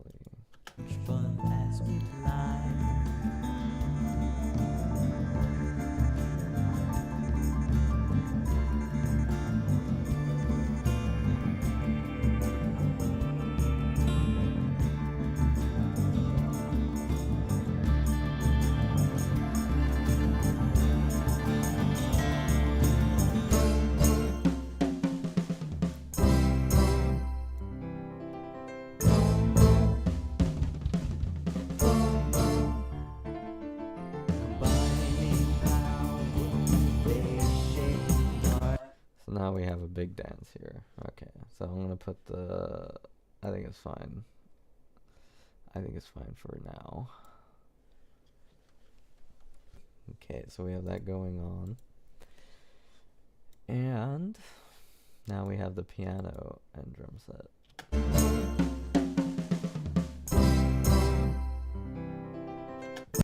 So there's going to be slight panning. Not too much. They're not going to go like all the way.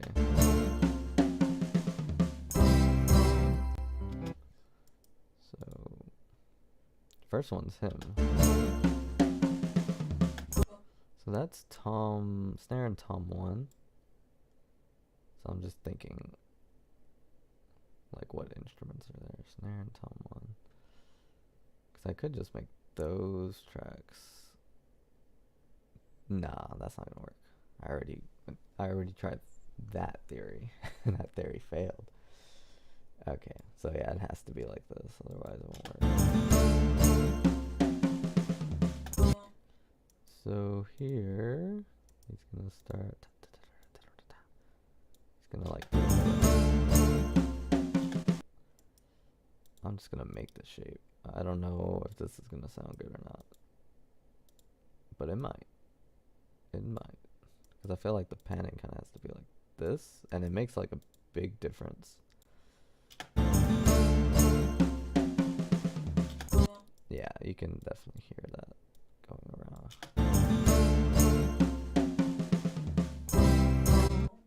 Maybe a little.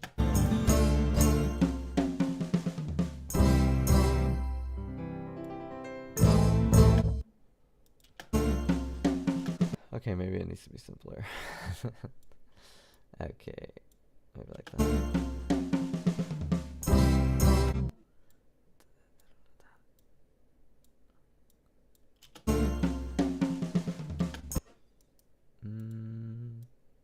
And then a jump.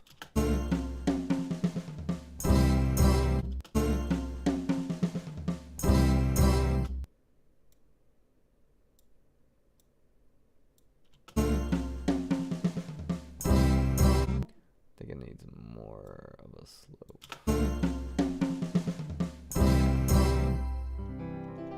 There we go. Then it can work. Yeah. I think he even needs to stay up there a little longer.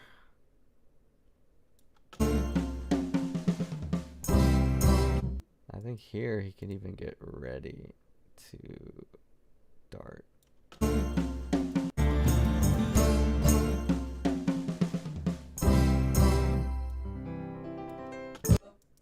over here,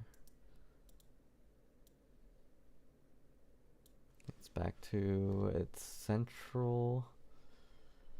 I'm gonna move. I think the piano is just one track in this song, so I'm gonna move the piano. See, like in Dissociate, the piano is like 2 tracks because that's all the song is sometimes.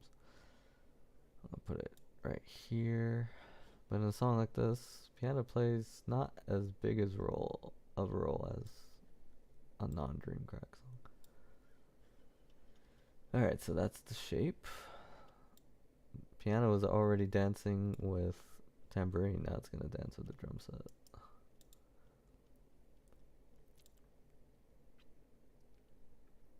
So we'll keep stasis there.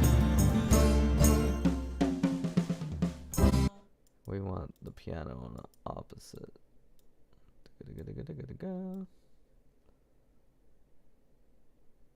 Oh, that's the boom boom. We'll keep the piano stasis there.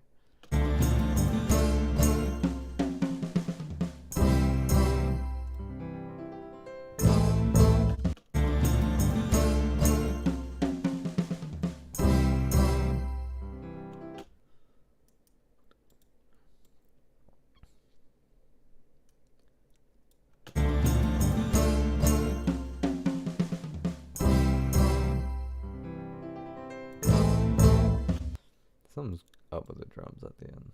Let me see. Yeah, I don't like this jump. Let's make it gradual.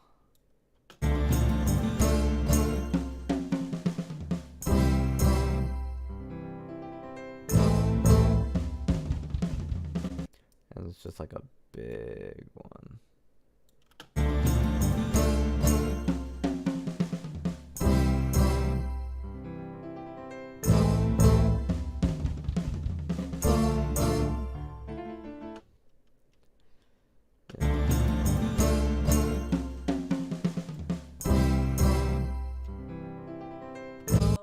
I think I want to be here quicker.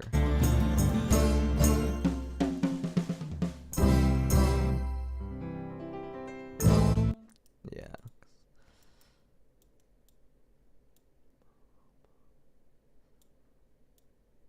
Then we're just going to be centered there.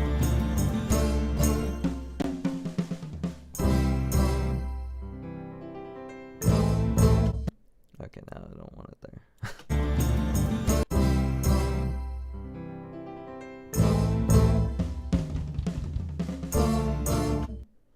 Okay, so he's doing that big panning there.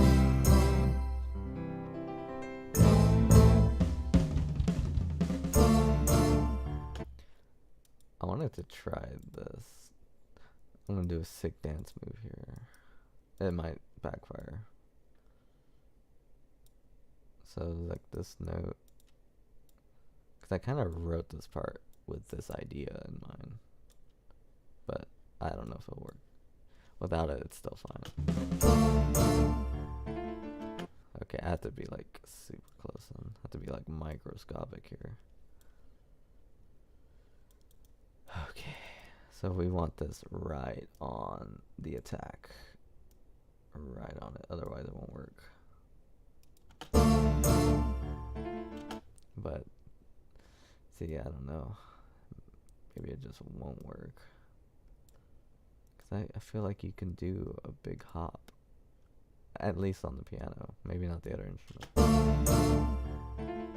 You can. It worked. So, he's gonna jump there. And then come all the way over here.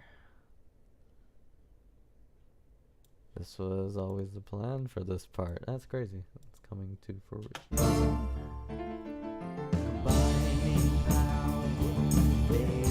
And then slowly goes back. Now the dancing is... When there's no singing, that's when the dancing can happen. But when they're singing, everyone's back to their positions.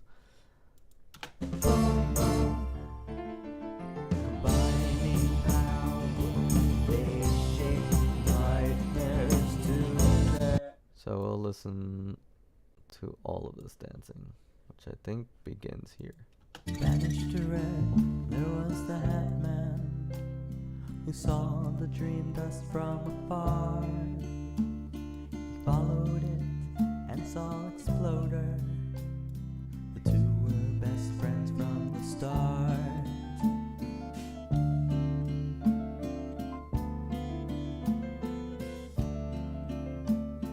I control the dreams and you explode the dreams. We can have some fun for ourselves. The dreamers don't remember when I explode the dreams. We can have as much fun as we like.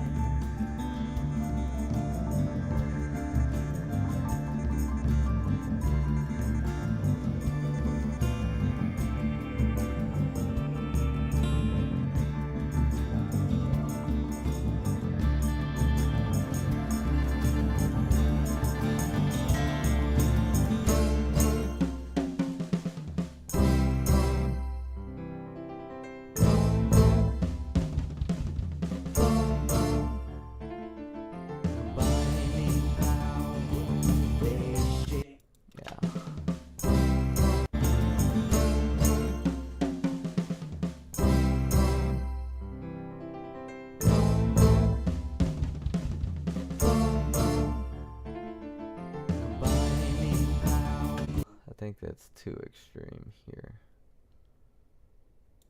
It's fine, it's just too extreme. Extreme. So we don't want to put all the way down. Okay, I gotta be careful with this one. Just make sure that plus on, yeah.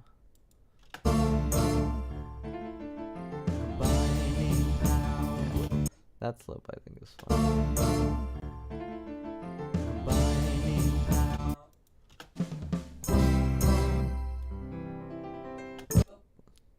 Okay, let me see. Let me hear this again. When I explode the dreams, we can have as much fun as we'd like.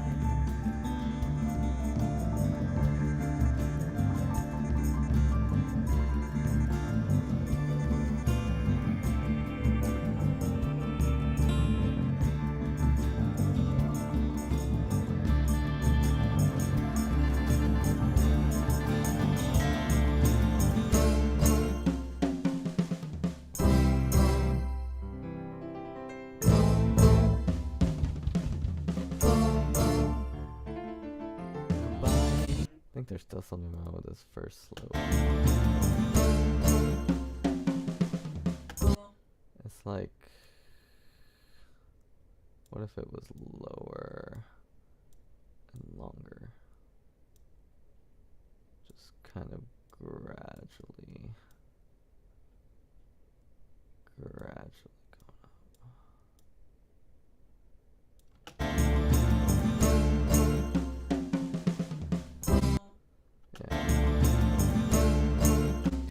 And he would have to move very slowly here to get in position for here.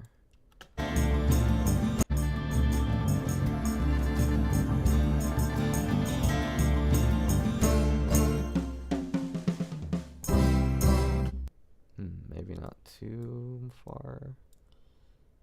Okay, we'll make this part little.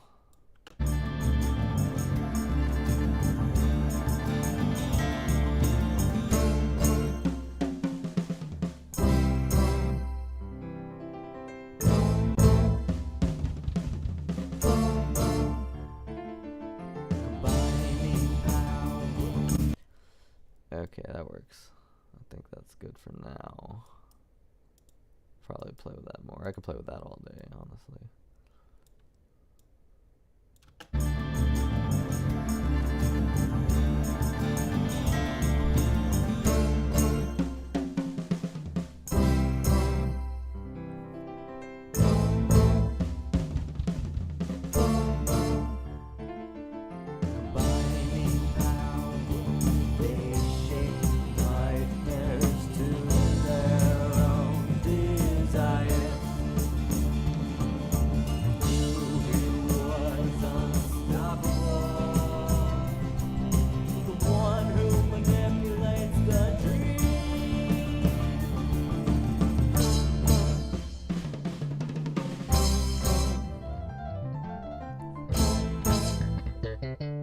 Okay, that part I have plans for. Alright, let me hear this first part. We might just do a full run, I think. Let's see if everything's going as planned, or if it's not.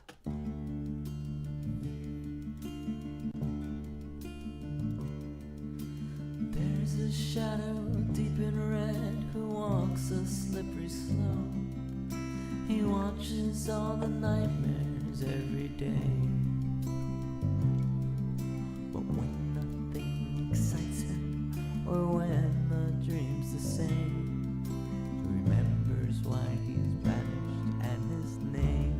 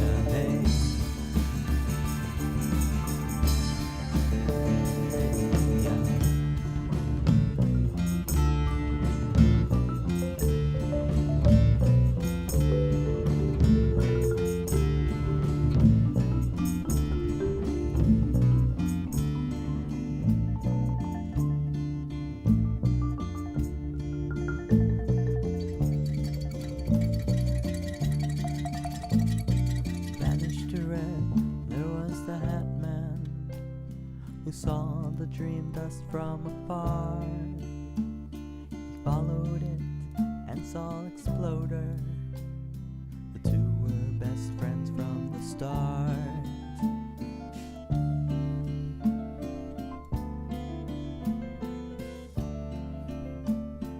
I control the dreams and you explode the dreams. We can have some fun for ourselves.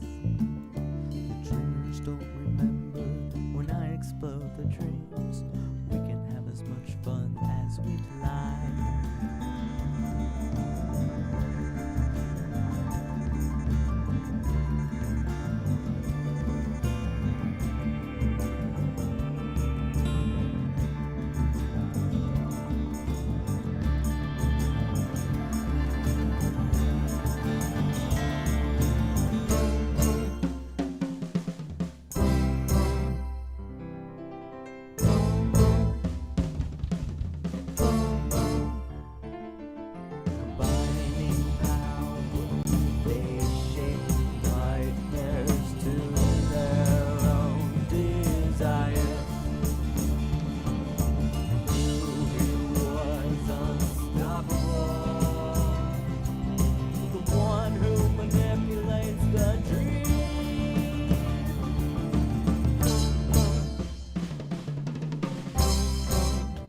Alright, so this part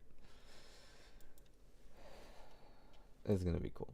Alright, it's not gonna be as like crazy as the other parts, but it's gonna be like interesting. So he's gonna be a little bit here. And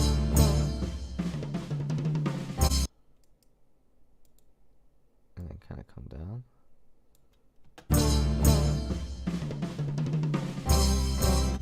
Piano is gonna be,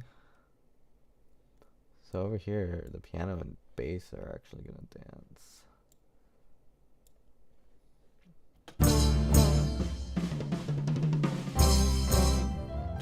And we're gonna both like go on opposite sides about here, and bass is gonna start moving around.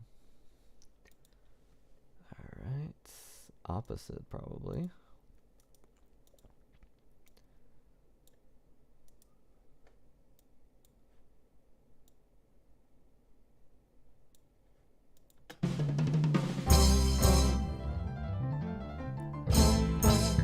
I think he could even be even more. Let's see.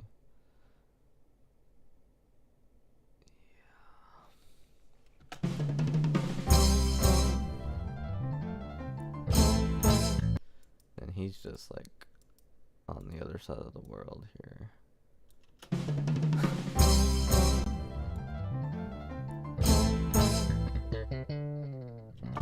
Yeah.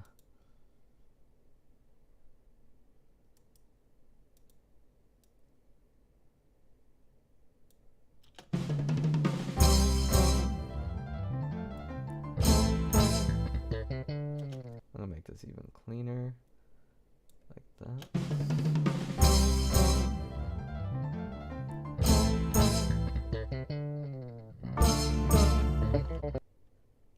Oh, I could really get in the weeds with this bass, because it's bass, you know. I don't know why it makes it easier.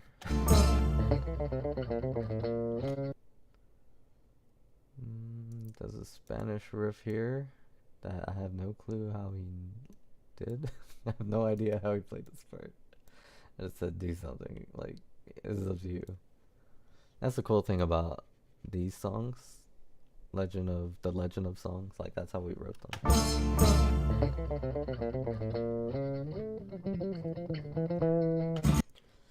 Alright, let me see what shape I want first.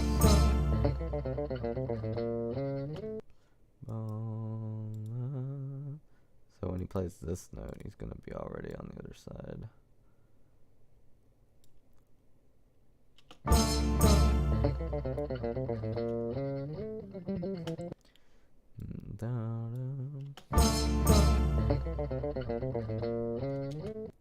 Then after that note, he's gonna go all the way down. So let me see how to get a good.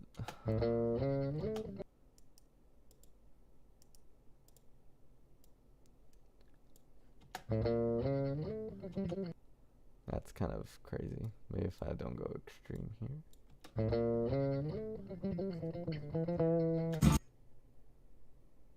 Oh, okay. You can hear my whisper thing. That's insane. Alright. That's kind of cool.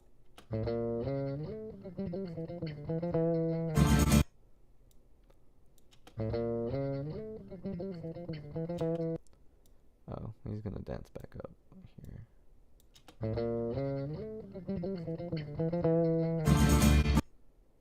Maybe not.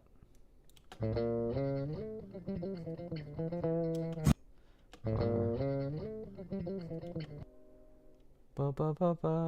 Might be on a different ear.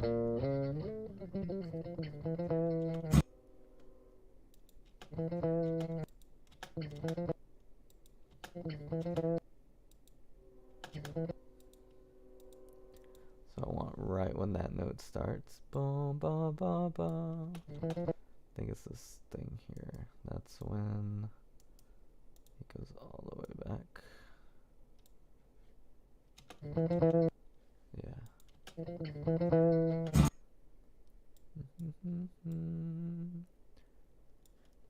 Perhaps this.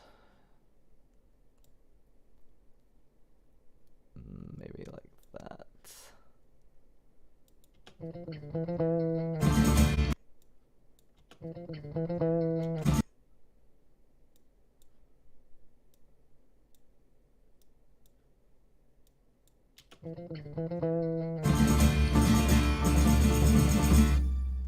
Okay, let me test that whole thing.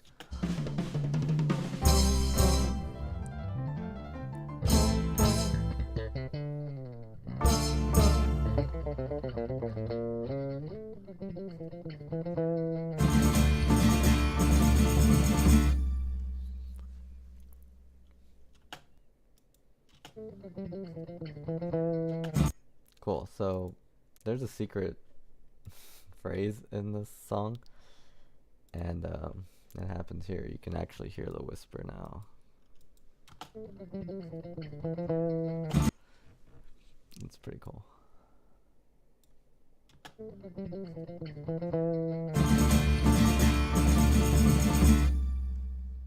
Okay, that is Exploder. Cool. We're gonna do one full listen, and I think it'll be ready for backup vocals and the countdown after this. It's like countdown's still not coming to me. There must be something more I need to do, with mixing or something. So sometimes if you have a procedure to do things, but then sometimes it doesn't work anymore. So you have to adjust, I guess.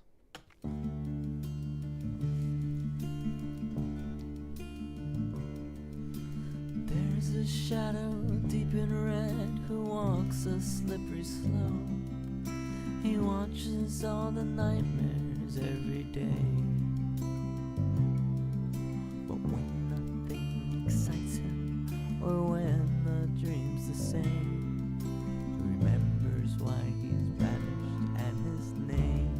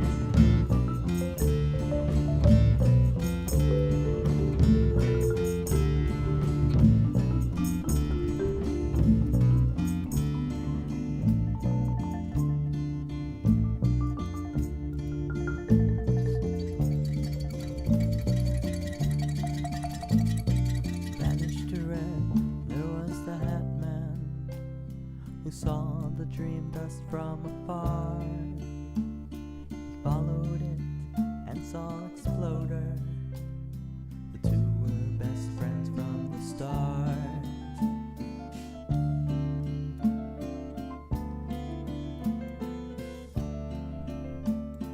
I control the dreams and you explode the dreams. We can have some fun for ourselves. The dreamers don't remember when I explode the dreams. We can have as much fun as we like.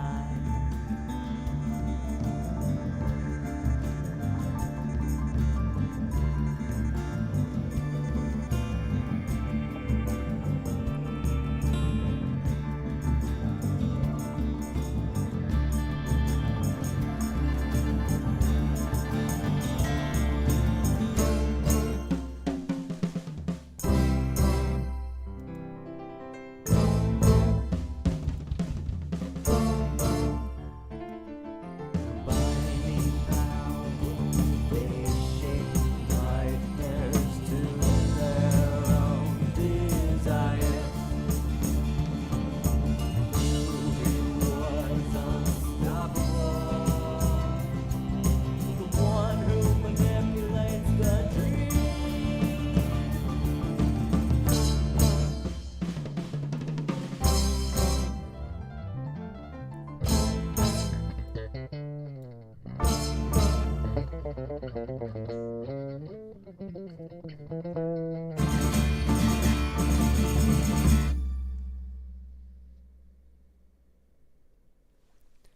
Mhm.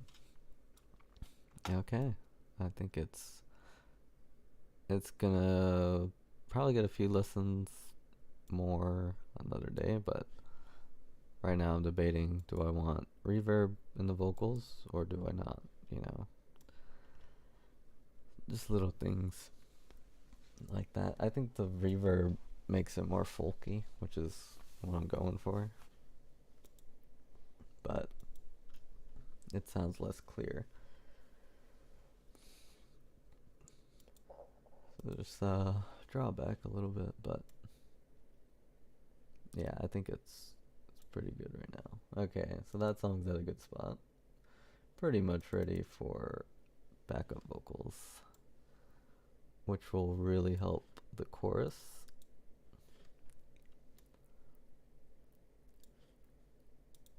Like vocally, because like there should be more voices in this chorus, but you just hear mine.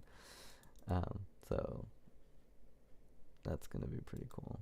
It's kind of like a big singing, like you're singing around a circle of fire, and everyone's singing. You know, that's what this will kind of be like. Yeah, so I'm gonna just make a track of backup vocals.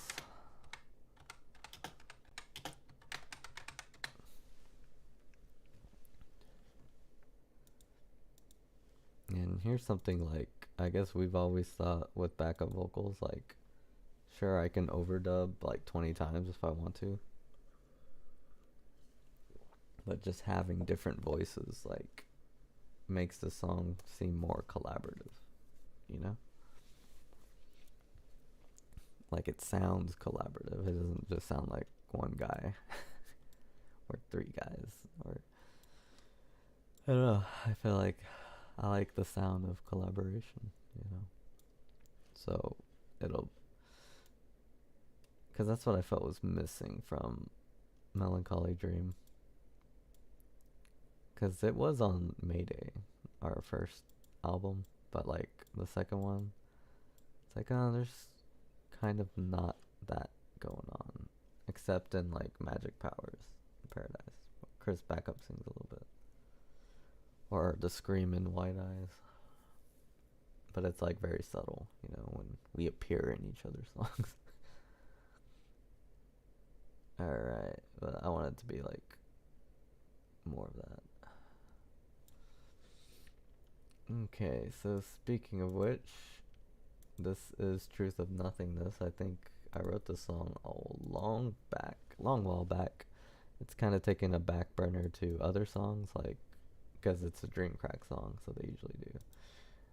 But as you can see, I don't know what's going on with this song. This song is a lot simpler than the other ones. Because we just have exploder. I don't know what dark means. An exploder ending. I don't know what that means. Why did I put the word dark? And then ending. Oh. Whoa. That was like really loud. Oh, okay. It's like just louder. I'll bring it down a little bit. Simpler songs are easier to make loud.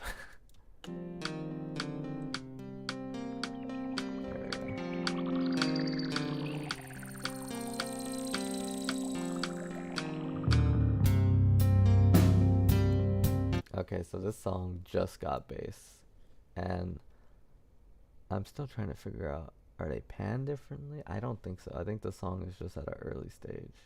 There's a saxophone in this song? I don't remember that. When did that happen? What does it play? I don't remember that. I don't remember writing a saxophone part. Okay, I don't know why I have two sets. I guess I was still editing. I don't know why I wrote dark.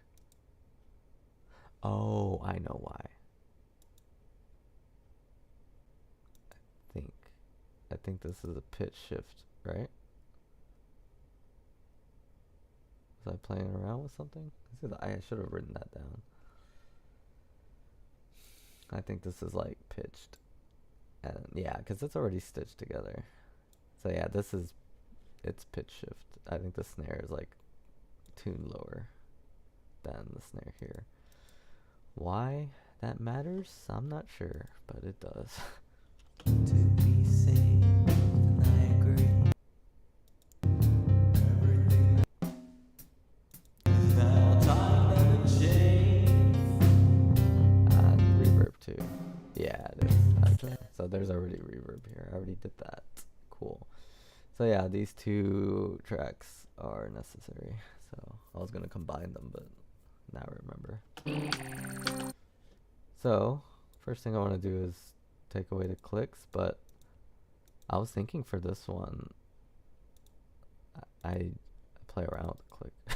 I don't know. I always wanted to try that. I think, who was it? Sheena Ringo would play around with her click tracks too. I think in Poltergeist, like she left it on or something. Cause I don't know. It was like a recording with metronome, but I kind of like that. Okay, but this just sounds so synthetic.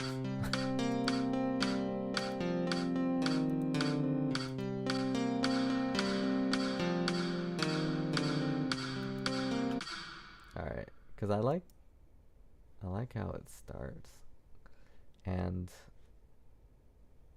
you know, I might just scrap all this, but I want to make it lower pitched.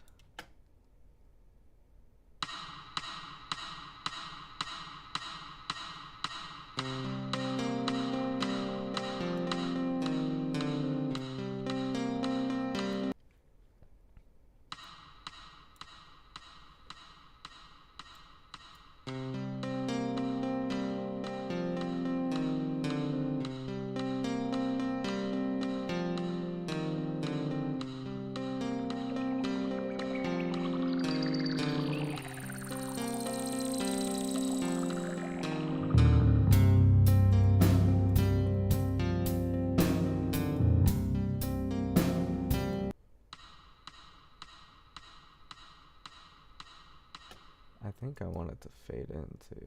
Let's see. So I don't want it to. Yeah, it fades in.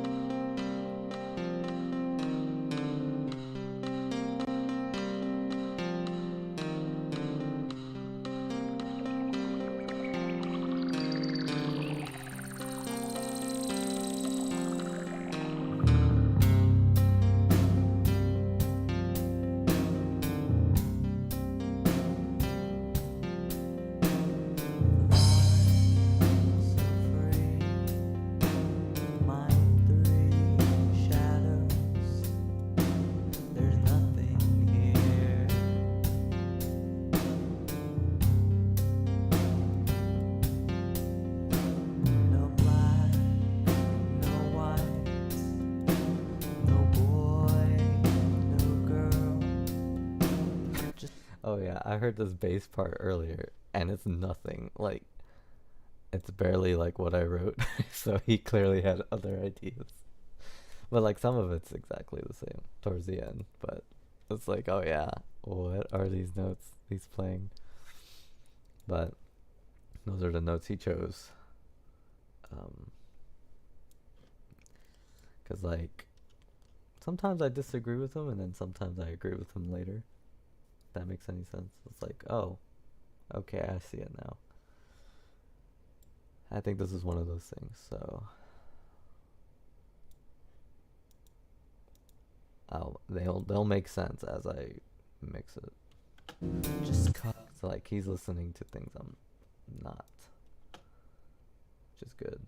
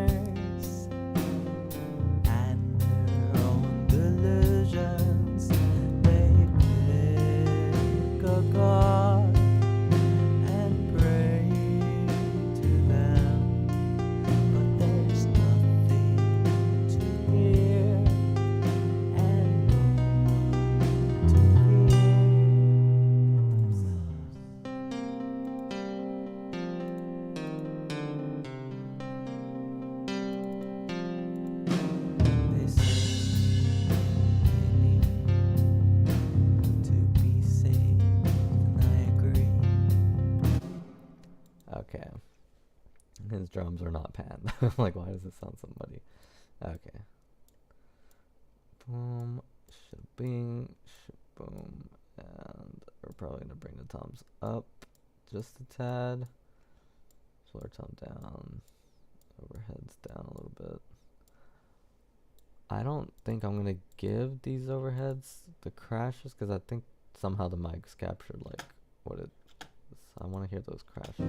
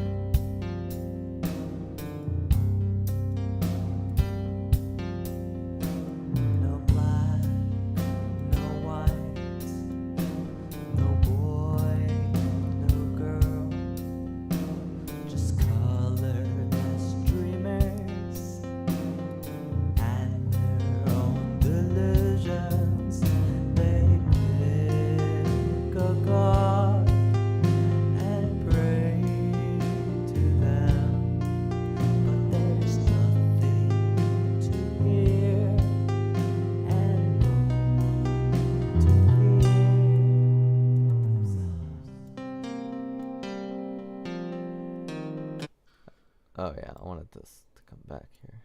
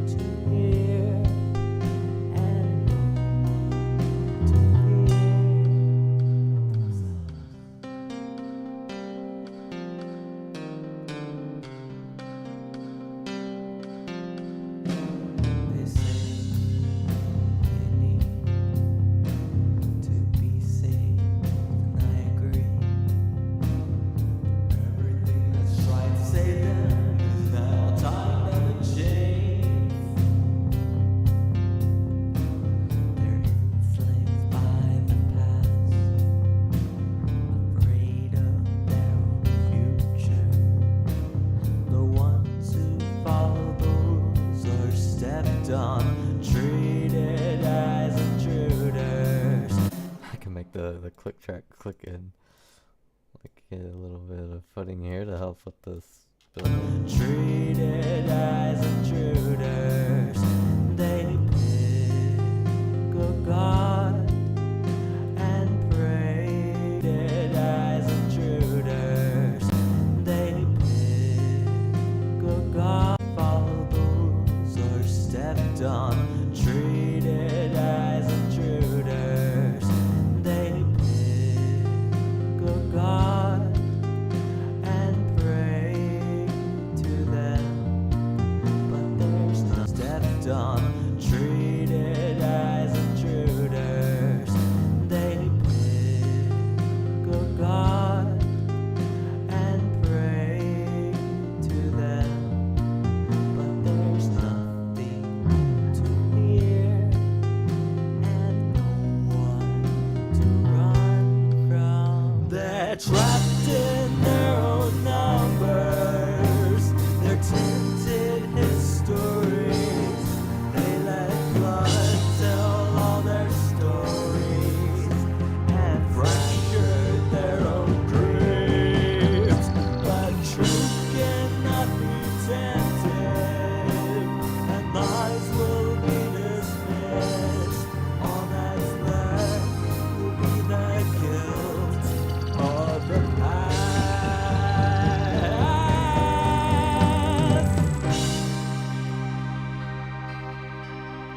Alright, so there's a lot going on in this folder that's like really unorganized.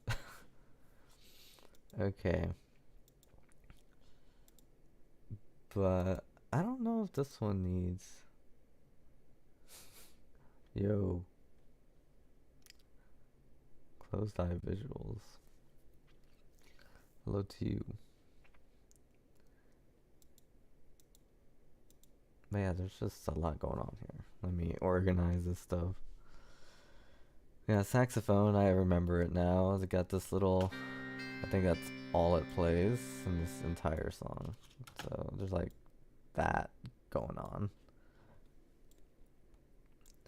We got strings, and I don't know what this is. It looks like another kind of string instrument. Oh, it's like horns, okay.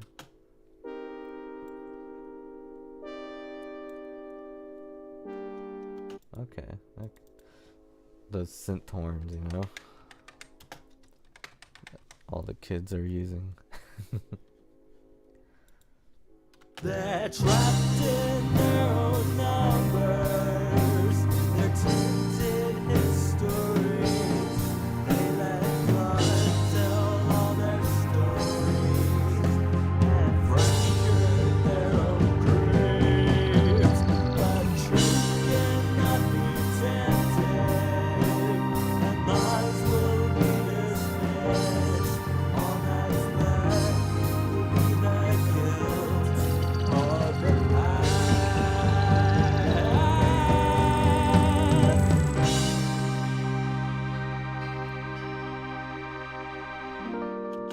Of the past.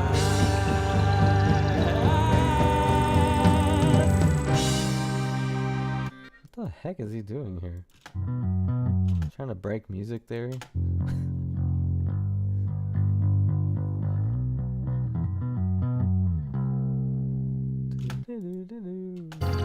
the past.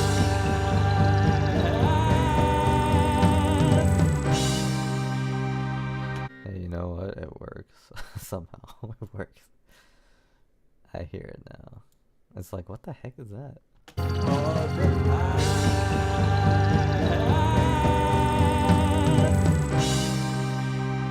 It works because it resolves. Doo-doo-doo, boom. It's like a diminished chord and a bass, which you would never think to do. But he did. And it sounds pretty cool. There were some other notes here I was questioning. They're trapped in their own numbers, they're tinted histories. They let blood tell all their stories. Blood tell all their stories. Why is Let blood it's a passing tone?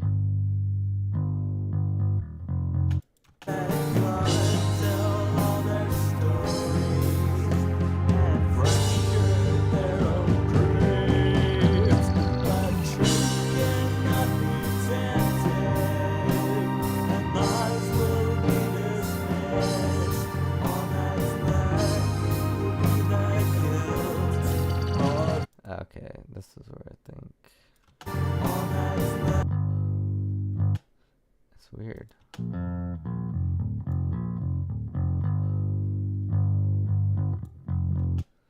Da, da. I think this note needs to be different.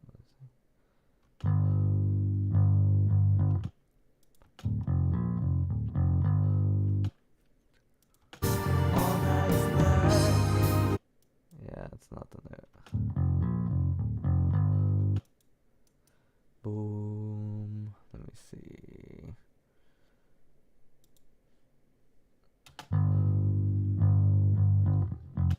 That's fine there. He used this note as a passing tone earlier, but now he's using it as a root, so.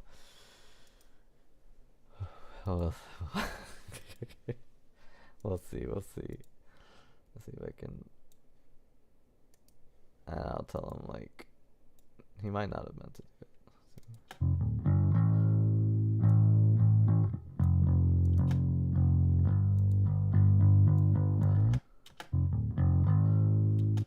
Oh, that makes it like a little bend. Yeah, it's just this one note here. Oh, now I feel like it's sharp.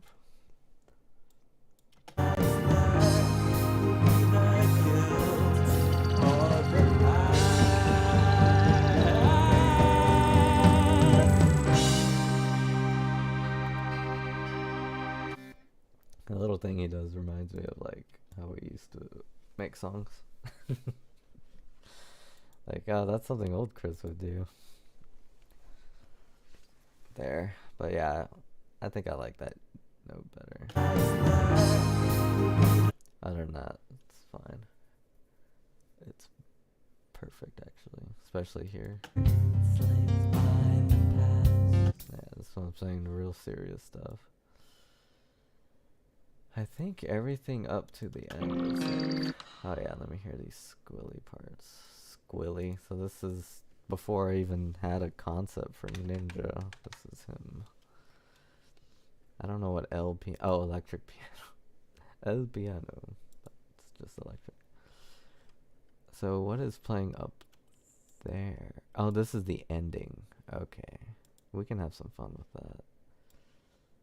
And then here, see, this is one of those instances. I don't think we need these other takes. There's some parts where I could be better with tempo, but that's okay, you know. If I want it to be like, this one has like the most phrasing, so I kind of went with that.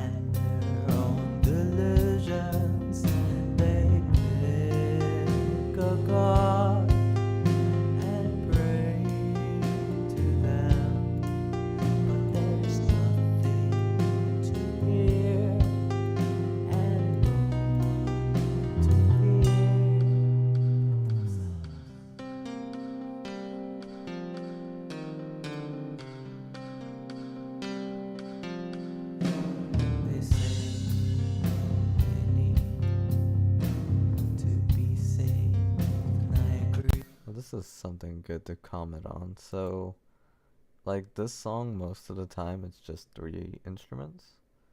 So because it's like that, I pan the bass a little differently. I pan it, move it up here, actually. I pan it a little bit to the left. and I pan like whatever instrument I'm playing a little bit to the right. So that's like the typical trio panning.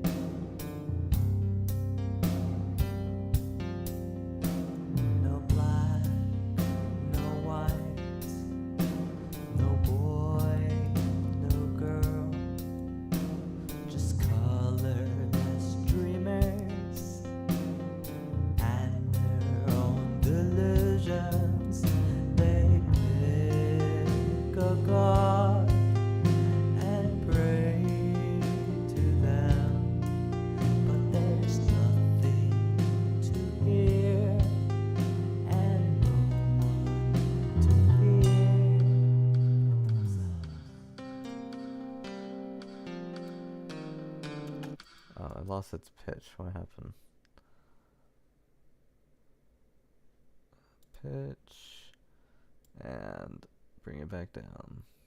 I like this. I think I might keep this. Here and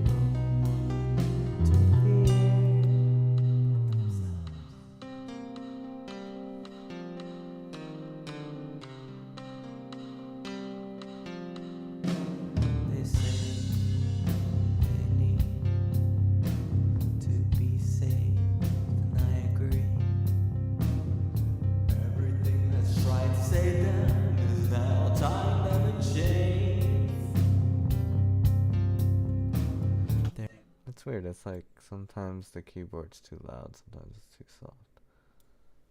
So I guess it's gonna need an envelope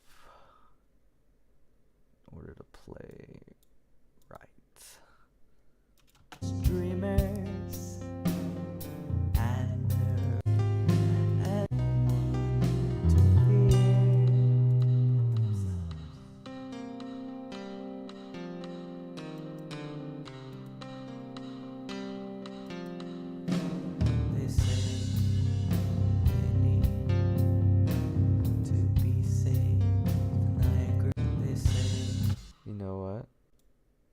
I think I can do something cool with the keyboard here.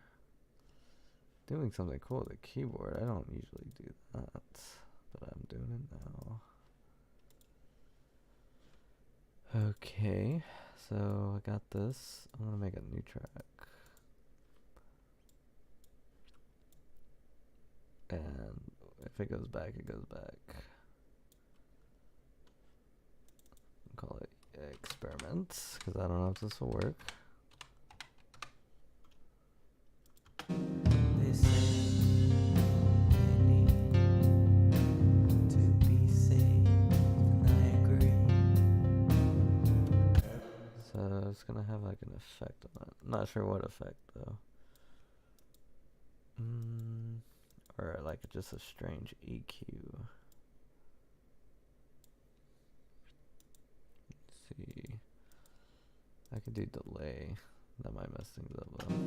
They say no, not delay.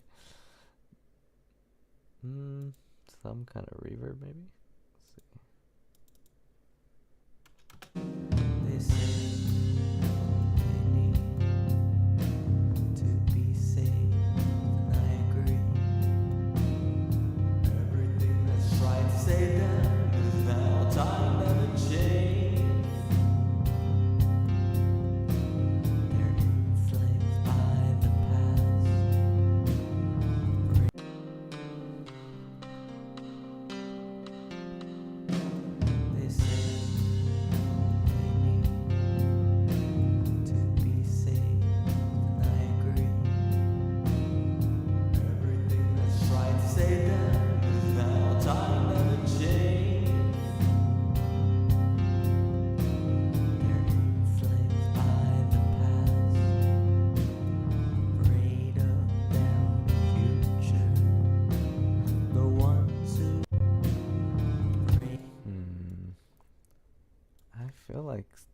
both exist. They can coexist. They say to be safe, and I agree. So when this happens, the panning must be different now, in order not to like create a unnecessary like loudness. This one has to be. This one could just be panned this way. They say to be safe, and I agree. Everything that's tried to save them is now time them to change. They're enslaved by the past. They say to be safe, and I agree. Everything that's tried to save them is now time them to change. They say to be safe, and I agree. Everything that's tried to save them is now time them to change.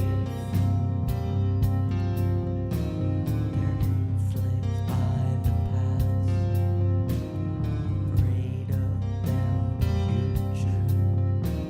The ones who follow those are stepped on, treated as intruders. They pick a god and pray to them, but there's nothing to hear and no one to run from. They're trapped in their own numbers. They're tinted histories. They let blood. Alright, that part might just be crazier. Okay, so last I left, experimented. Okay, so this will add some volume here for the harmony, because like I think they kind of saw my vision for the song a little differently than I did, because I don't tell them what to do because I want their input, and like my vision was keep it all down till the end, but they brought it up a little bit and I didn't, so that's me kind of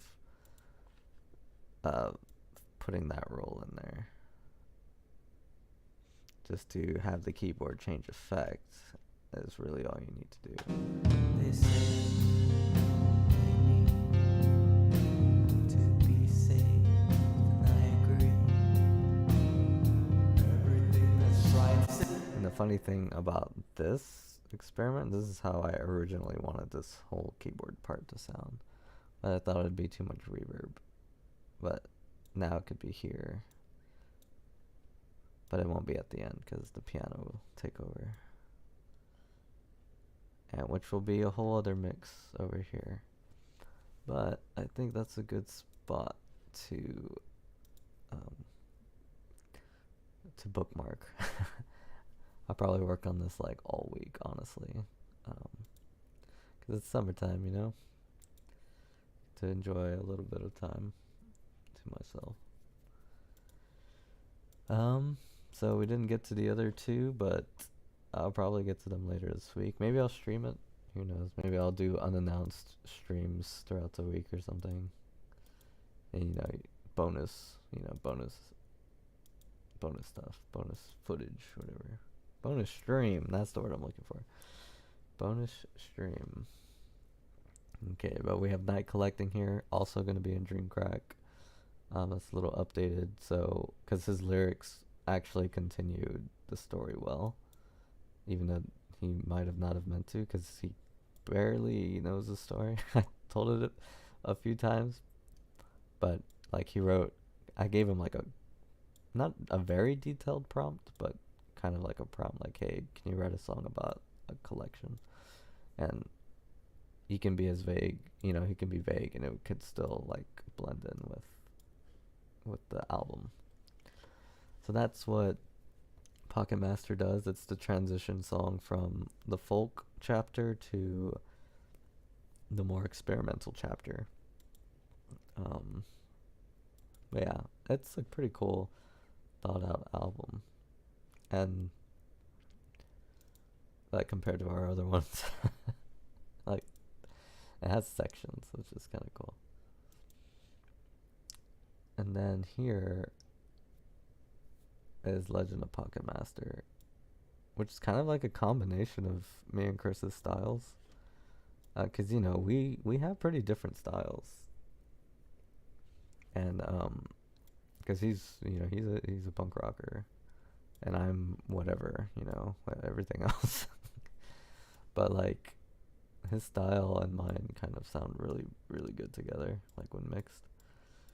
So that's what Legend of Pocket Master is, and I hope there's gonna be more songs like this because I feel like this is like really getting the most out of our creativity. Songs like Pocket Master.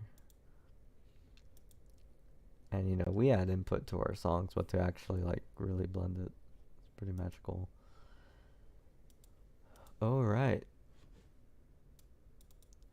We're good there. So this is that Promise in Paradise song I'm still working on. This one's in the composition phase. So it's in that stage of the cycle.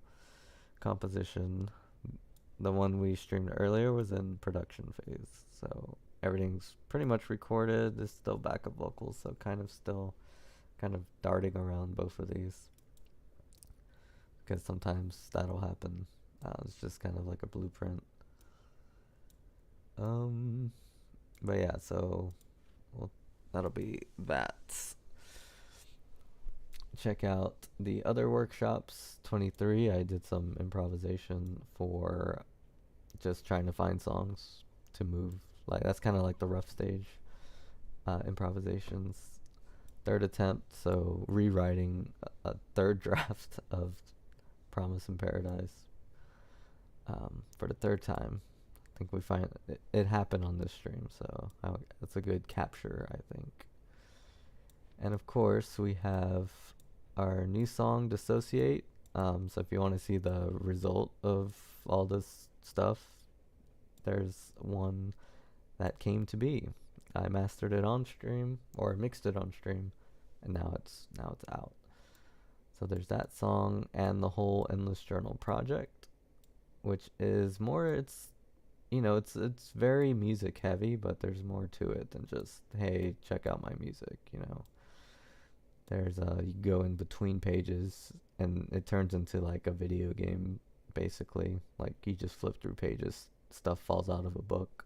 It's a very I guess if it were a video game, it would be one of those artsy ones. But yeah, like if I ever made like a Sega CD game, like it would be super artsy because you're so limited.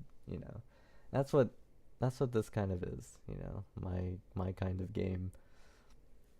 Cuz I was actually into game design for a little while in my life, like just coming up with different games, whether it be board games or video games. I used to mess around with that stuff. So this is a result of that. Whenever I made a game, it was always like really weird. So and like it's perfect for YouTube because you can't do much of anything else other than say, hey, check out my stuff. So yeah, just something different. And we've already done Melancholy Dream, which was a lot like a video game too, and that one's complete. But Endless Journal will be like a continuing game, like it goes on forever, because it's endless. And also, we love video games. Okay, after what I just said, we have a gaming channel, Phoenix Splash Gaming. Check it out. Like, this kind of inspires us too. Like, just playing games and just seeing how they work. And this series we play fighting games, but we play other games too, like Zelda. I like playing like really weird Game Boy games recently, or like Game Boy Advance, where it's like experimental. Like every time I hear of an experimental game, I check it out. Ever since LOL on Dreamcast, Like those games fascinate me. Like what genre are there? It has no genre. Oh, sign me up. I'll play that. I'll check it out. And sometimes it works, sometimes it doesn't. But that's cool either way. All right, everyone. Thanks for tuning in. Thanks for liking. Thanks for commenting. Closed eye visuals means a lot. Um, we'll do. I think next week is another video coming, and it's actually. If you're a fan of the Spotlight Days, musician Spotlight Days, you'll be happy because I'm finally talking about other music again, um, in a totally different a way that I don't have to worry about copyright. I don't have to worry about anything, and I get to talk extremely deep about music and other bands, other musicians. So that'll come back next week, and it's basically on Duran Gray because I had unfinished business. I did a all songs reviewed and I didn't finish Duran Gray because like the copyright stuff just got too out of hand. And I think now it's just I don't think like they're privated anymore. I think they're public again, but it's like in and out, and then they're not monetized. Like, so what's the point? So like I won't use like any of their recordings at all. But you will hear me kind of play some chords from Duran Gray songs in the background. But other than that, like there'll be like nothing other than like explanation and how it fits in. It'll be pretty good. I think it's actually better than the spotlights, I think. But it's gonna be part of Endless Journal, if that makes any sense. You'll see it. And it might not be well received, it might be okay. And because I think those videos always serve that purpose to draw people in who don't know me. Or that haven't like kept up with this channel, you know. And people who don't know you could sometimes be like one way or the other. That's just how it goes though. I'm gonna shrink back here. So anyways guys, thanks for watching. This is Josh from Phoenix Splash, signing off.